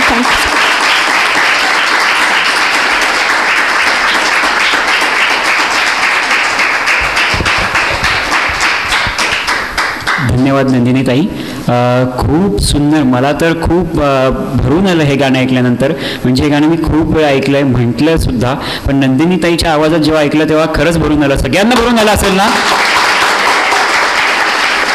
तर येत्या 13 तारखेला म्हणजेच 13 सप्टेंबरला आपल्या बालगंधर्व रंगमंदिरामध्ये अंजली आणि नंदिनी गायकवाड स्पेशल शो होणार आहे. 7 ते 9:30 या वेळेत शो होणार आहे. लवकरात लवकर जाऊन सगळ्यांनी बुक माय शोला तिकीट बुक करा आणि त्यांना आपण 13 सप्टेंबरला लवकरच लाईव्ह बघणार आहोत. अजून अनेक गाण्यांसोबत बघणार आहोत. तर लवकरात लवकर सगळ्यांनी तिकीट बुक करा. धन्यवाद ताई. ज्येष्ठ पत्रकार, वन्यजीवन छायाचित्रकार, संपादक, दिग्दर्शक आणि आपल्या विकलांगाचे हितचिंतक, मार्गदर्शक, ताकद असे आपल्याला लाभलेले मान्यवर स्वागत थोरात सर यांना मी विनंती करते की त्यांनी आपले मनोगत मांडावे.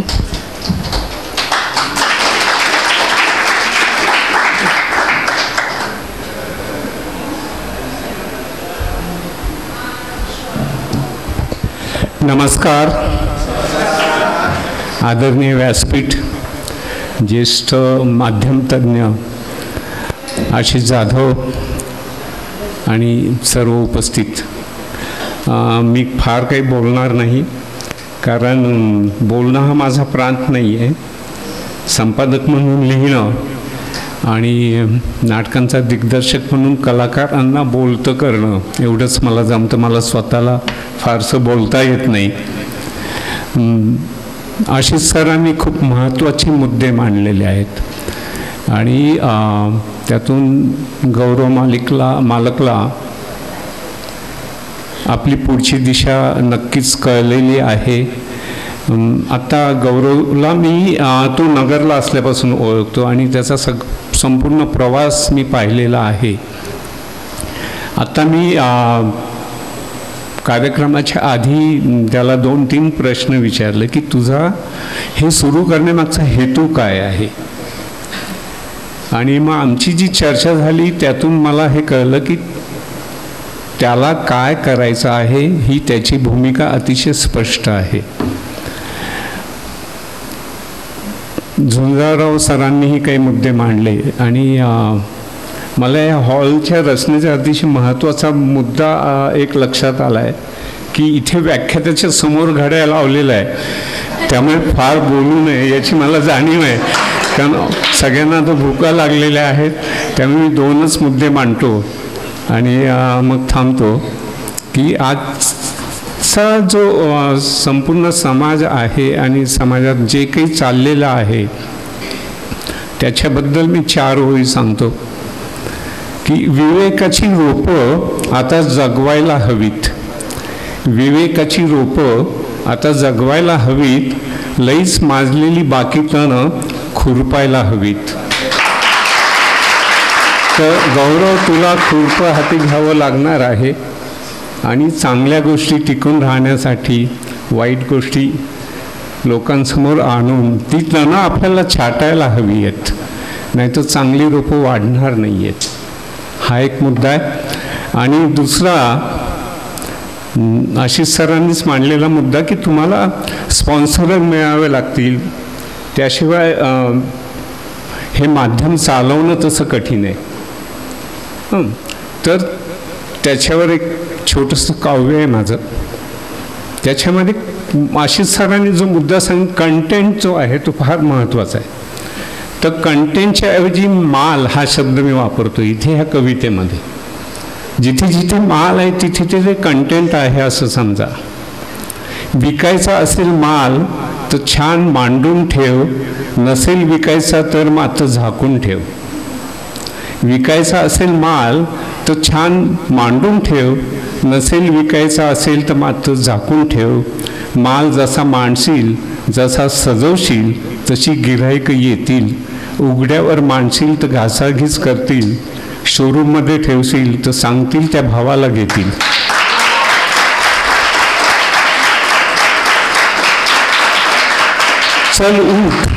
चल उठ सगळा माल बाहेर काढ.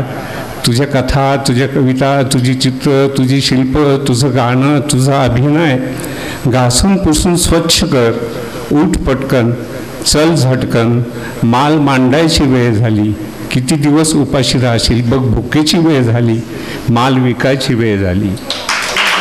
धन्यवाद.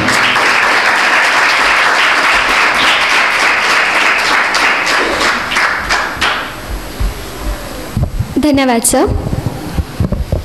आता आपण गौरव मराठी याचा प्रवास ऐकला फार जणांकडून, आणि पण प्रत्यक्षात गौरव सरांकडून ऐकायला आवडेल का सगळ्यांना? मग बोलूया का त्यांना? गौरव सर, मी तुम्हाला विनंती करते की प्लीज तुम्ही यावे मंचावर.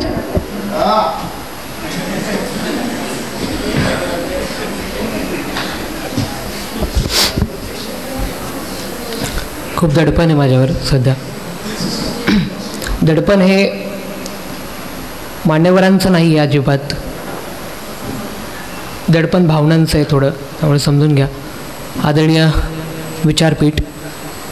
विचारपीठावर उपस्थित आदरणीय विचारवंत, मी त्यांना माझ्या मोठे भाऊ म्हणू की वडील म्हणू कळत नाही, असं माझे लाडके आदरणीय आशिष सर, त्यानंतर आदरणीय स्वागत सर, ज्यांचं काम सगळ्यांसाठीच आहे. मी कोण त्यातला, सगळ्यांसाठीच ते कायम झटत असतात आपल्या सगळ्यांसाठी. त्यानंतर माझी लाडकी ताई नंदिनी ताई आहे. आणि हा प्रवास शक्य नसता जर तुम्ही माझ्यासोबत नसतात तर, त्यामुळे तुम्ही सगळ्यांना सगळ्यात प्रथमतः खूप खूप वंदन म्हणेन मी. आणि त्याही पलीकडे ही सृष्टी जितकी सुंदर आहे ना, त्याहीपेक्षा अधिक सुंदर बनवण्याचा प्रत्येक व्यक्ती जो प्रयत्न करतोय त्या प्रत्येकाला मी या व्यासपीठावरनं सगळ्यात आधी वंदन करतो. मित्रांनो, हा जो प्रवास आहे खरं म्हणजे पात्रता नसताना सुरू केलेला प्रवास आहे असं मी म्हणेन सुरुवातीला. त्याचं कारण असं आहे की ज्या वेळेला तुमची पात्रता नसते तेव्हा ती पात्रता बनवण्यासाठी तुम्ही एक शिकाऊ उमेदवार म्हणून असता आणि मग तो प्रवास तुम्हाला सुलभपणे पुढे चालवता येतो. माझा पत्रकारितेतला प्रवास फार मोठा नाही आहे. मी अजून खूप शिकतो, काहीच नाही म्हणजे फार वेगळं बोलायला नको, मित्र असले की बोलू आपण.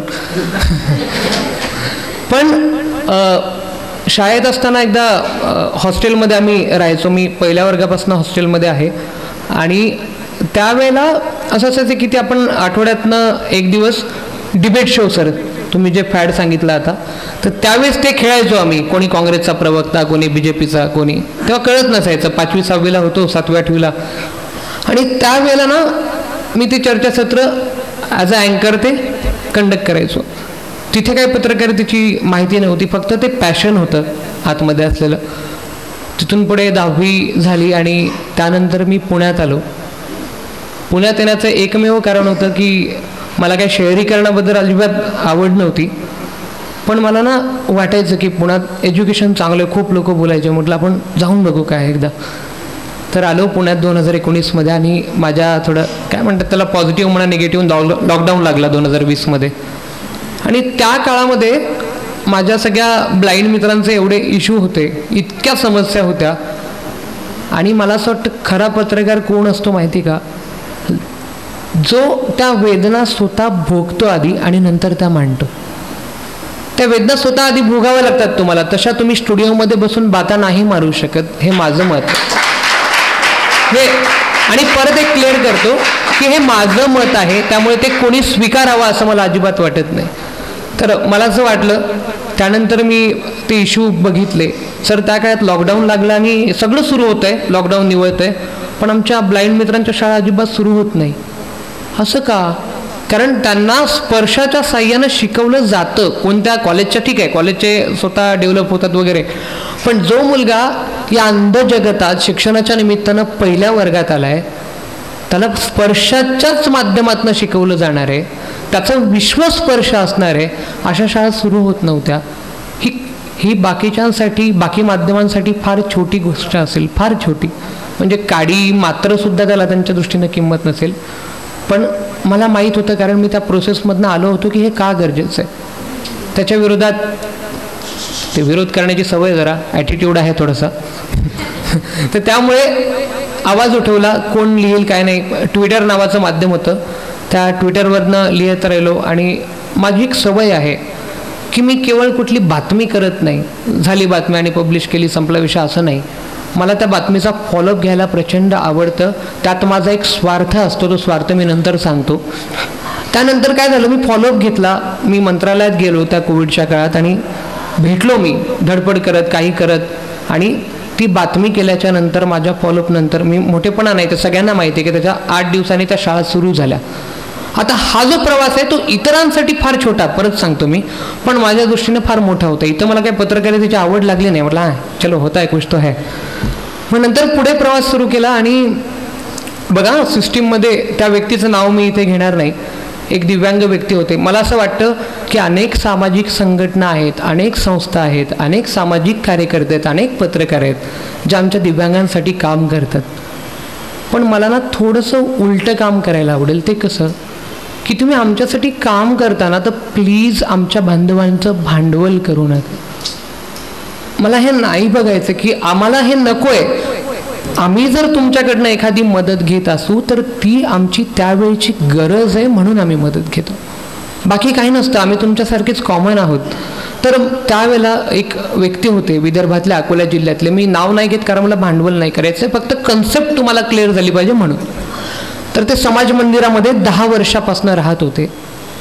अक्षरशः इतकी वाईट अवस्था की मी स्वतः बघितलं. म्हटलं काय घरकुलाचा इश्यू कसं काय सॉल्व्ह नाही झाला. किती मिनिटाचं काम होतं माहिती आहे, ते फक्त 5-10 मिनिटाचं काम होतं. एक फोन करायचा होता. मी तिथल्या ग्रामसेवकांना फोन केला, सांगितलं असं असं आहे, बोलतोय, काय प्रॉब्लेम आहे. सर ठीक आहे करून घेतो. त्यानंतर बातमी केली. त्या एका फोनवरती त्या मुलाला त्याच्या 15 दिवसानंतर त्याच्या घरकुलाचा निधी त्याच्या खात्यात वर्ग झाला. आणि हे मी नाही केलं, मी परत सांगतो, हे मी नाही केलं, मी सिस्टीम सांगतोय की इथली काय आहे आणि मी का चालू केलं ते कळावं म्हणून सांगतोय.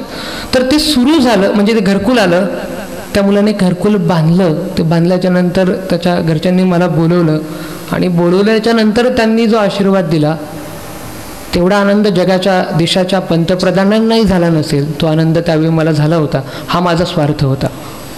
म्हणजे मला असं वाटतं की हा स्वार्थ आहे आणि हा स्वार्थ असला पाहिजे, कारण मी प्रचंड स्वार्थी मनुष्य आहे आणि तो प्रत्येकजण असतो, असायलाच पाहिजे. असे अनेक प्रसंग झालेत. मग शासनाशी आपल्याला माहिती आहे की दिव्यांगांच्या बद्दल काय. तर हे चॅनल चालू करण्याचा उद्देश हा आहे की इथे एक कोण गौरव नाही आहे, त्या गौरवला अजिबात किंमत नाही आहे. तुम्ही सगळे आहात, तुमचे प्रॉब्लेम हे तुम्ही मांडण्याची वेळ आली आहे, त्यामुळे ते आपण मांडले पाहिजे. आणि ते मांडत असताना जेव्हा माध्यमात काम करायचो म्हणायचो प्लीज प्लीज सर फास्ट न्यूजमध्ये घ्या ना सर बातमी तेवढी प्लीज, इलेक्ट्रॉनिक मीडियामध्ये.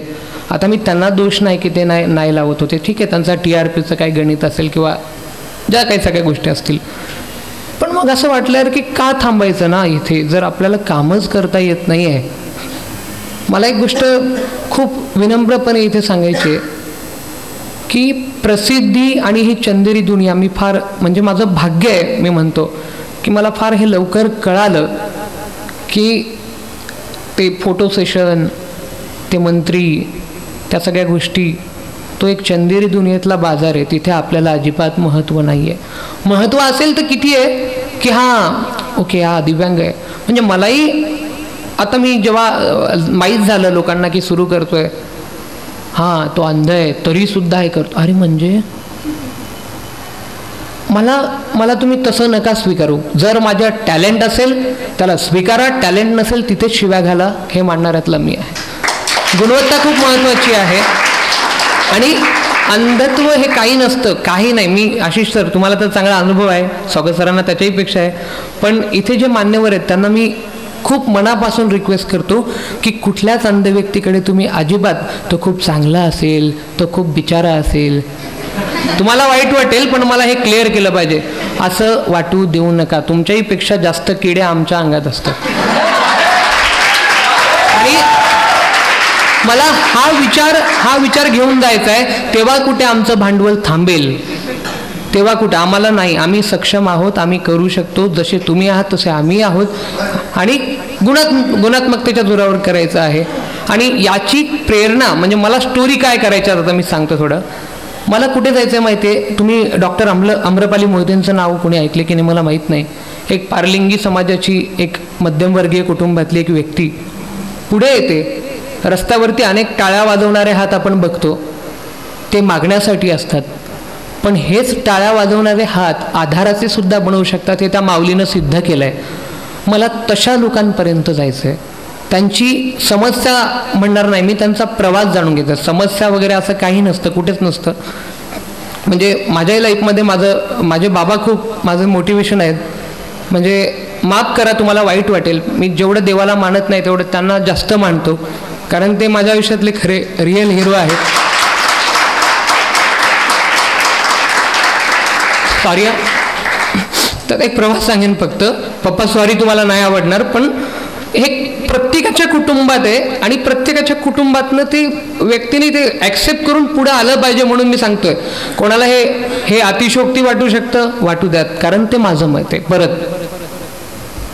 एक 2004-5चा काळ होता, लहानपण खूप मस्त होतं, आनंदाचं होतं. तेव्हा पप्पाही खूप चांगलं काम करायचे. म्हणजे त्या माणसानं मला कसं जगलं पाहिजे शिकवलं म्हणून मी बोलतोय. ते माझे वडील आहेत म्हणून मी बोलत नाही.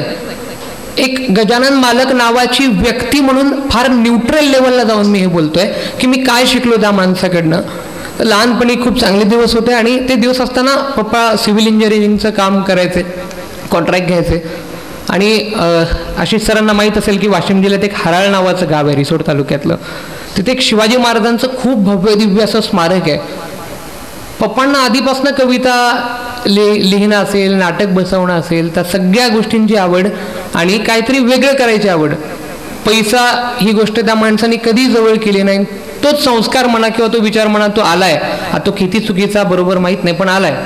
तर त्यावेळेला ते काम करत असताना ना, सॉरी आहे सांगायला नाही पाहिजे पण मला नाही राहत आहे म्हणून सांगतो, अचानक 10-15 लाख रुपयांचं एका पॉलिटिशियनने नुकसान केलं, मी नाव नाही घेण्यात परत.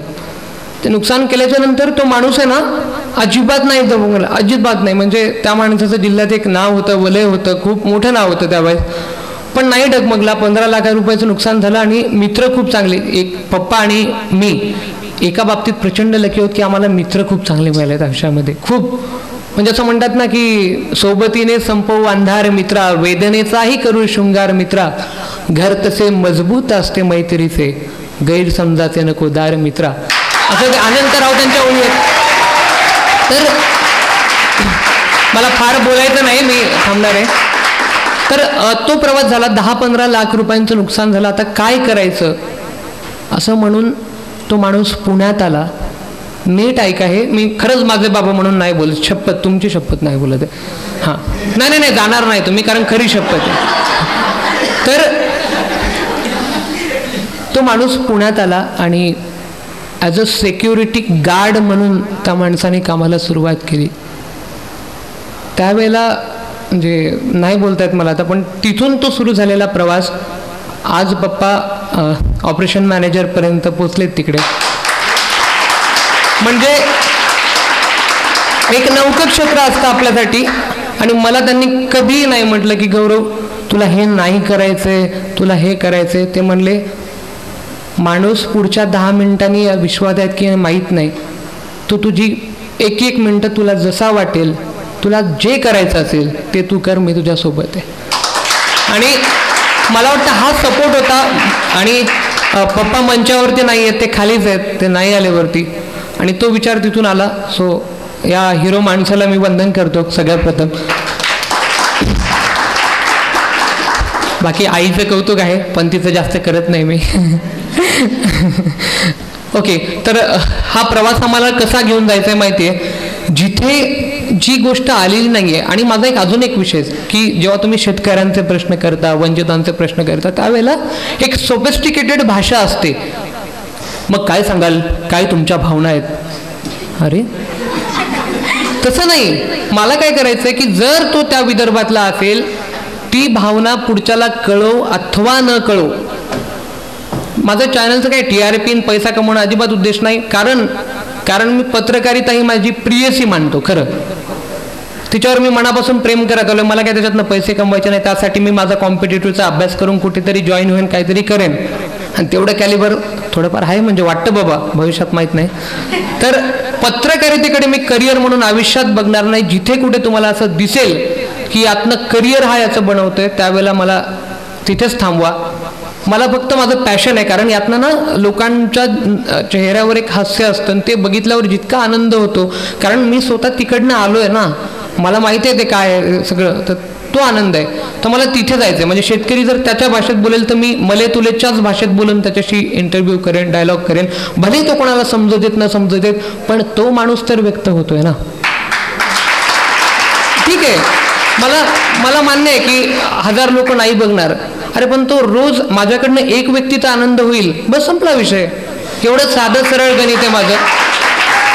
आणि या सगळ्या प्रवासामध्ये तुम्हा सगळ्यांची जी सपोर्ट आहे तुम्हा सगळ्यांचा, तो खूप महत्त्वाचा आहे मित्रांनो. कारण मला खूप विनम्रपणे हे सांगायचं आहे की तुमच्याशिवाय हे खरंच शक्य नाही, कोणी नाही. माझी पात्रता फार म्हणजे लायकी बिकी म्हणू शकता, या मान्यवरांमध्ये मी बसावं हे अजिबात नाही, हे कधीच होऊ शकत नाही.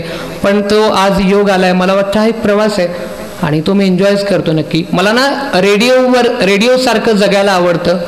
कारण रेडिओवरती पुढचं गाणं लागणार कुठलं आहे ते RJ-शिवाय कोणालाच माहीत नसतं. त्यामुळे मला तसं जगायचं आहे. आणि हे जगत असताना तुम्ही ज्या पद्धतीनं, म्हणजे मला असं नाही की माझं सगळे कौतुक करतात, इथे केलं आज अनेकांनी, पण तुम्ही ज्या पद्धतीनं फटकारता, ज्या पद्धतीनं टीका करता, ज्या पद्धतीनं सपोर्ट करता, ती खरी काम करण्याची ऊर्जा असते. आणि इथून पुढच्या काळात सुद्धा मी तुमच्या मनात चांगला असेलच याची मी खात्री देत नाही, पण मी जे काही करेन ते प्रामाणिक करेन याची नक्की खात्री देतो. हा एक विश्वास या ठिकाणी देतो. ॲक्च्युली इथे मी उभी आहे. गायत्री ताईचे काही शब्द आहेत जे तिला बोलायचे आहेत, बट अनफॉर्च्युनेटली तिला तेवढी हिंमत नाही असं ती म्हणते आहे, म्हणून मी तिच्यासाठी बोलत आहे.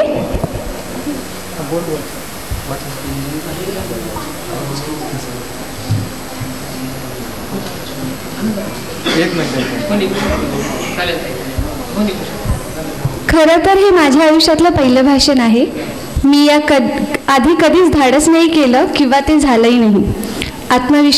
विश्वासाच्या बाबतीत मी अगदी दादाच्या विरुद्ध बाजूला आहे, पण आज दादासाठी थोडं का होईना धाडस करेन. तुझं माझं जमेना आणि तुझ्या वाचून करमेना असं निरागस नातं म्हणजे भावा बहिणीचं. खरं तर शब्द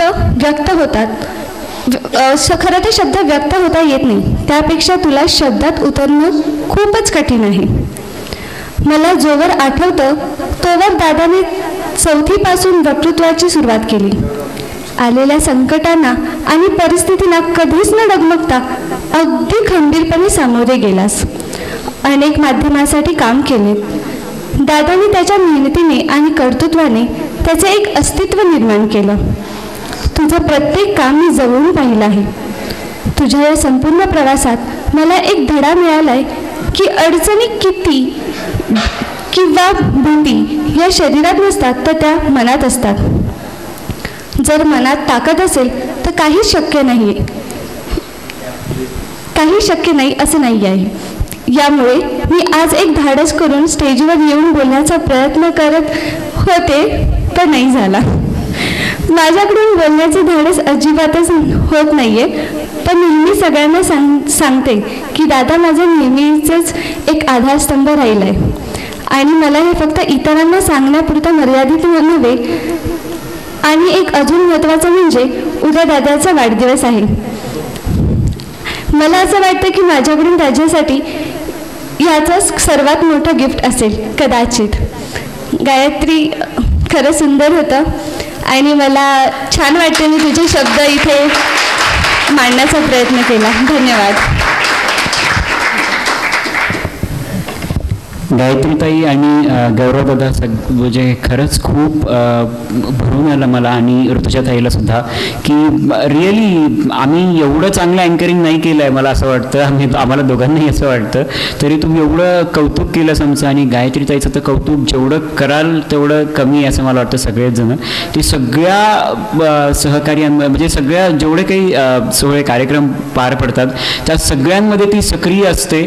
सगळ्यांमध्ये ती बॅकस्टेजला एवढी चांगली भूमिका पार पडते की नाही गायत्रीताईशिवाय कार्यक्रम होणं नाही. हे काळ्या दगडावरचं काय म्हणतात त्याला लिखित वाक्य आहे, ते काळ्या दगडावरची रेष आहे. सो त्याला आपण नाही पोचू शकत. तर सगळे कार्यक्रमाला खूप मस्त वाटलं. सगळ्यांचं आभार प्रदर्शन कार्यक्रमाचं आभार प्रदर्शन हे खूप महत्त्वाचं असतं. तर ते करण्यासाठी आपण ज्ञानेश्वर दादाला विनंती करूयात. ज्ञानेश्वर ठाकरे यांना मी विनंती करतो की त्यांनी आभार प्रदर्शन करावं.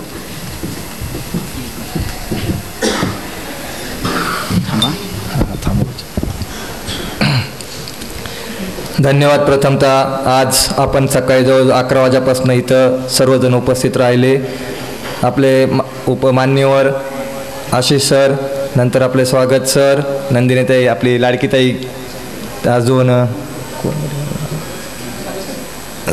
स्वागत सर, त्यांच्याबरोबर सगळे त्यांचे आलेले आमच्या मॅडम, आशिष सरांसोबत आलेले सर्व टीम, मी सर्वांचे आपल्या गौरव मराठी या चॅनलच्या वतीनं आभार मानतो. आणि माझे सगळे मित्र आहेत जे प्रत्येक कोणकोणत्या कोपऱ्यातून आले आहेत त्यांचे मी गौरव मराठीच्या वतीने आभार मानतो.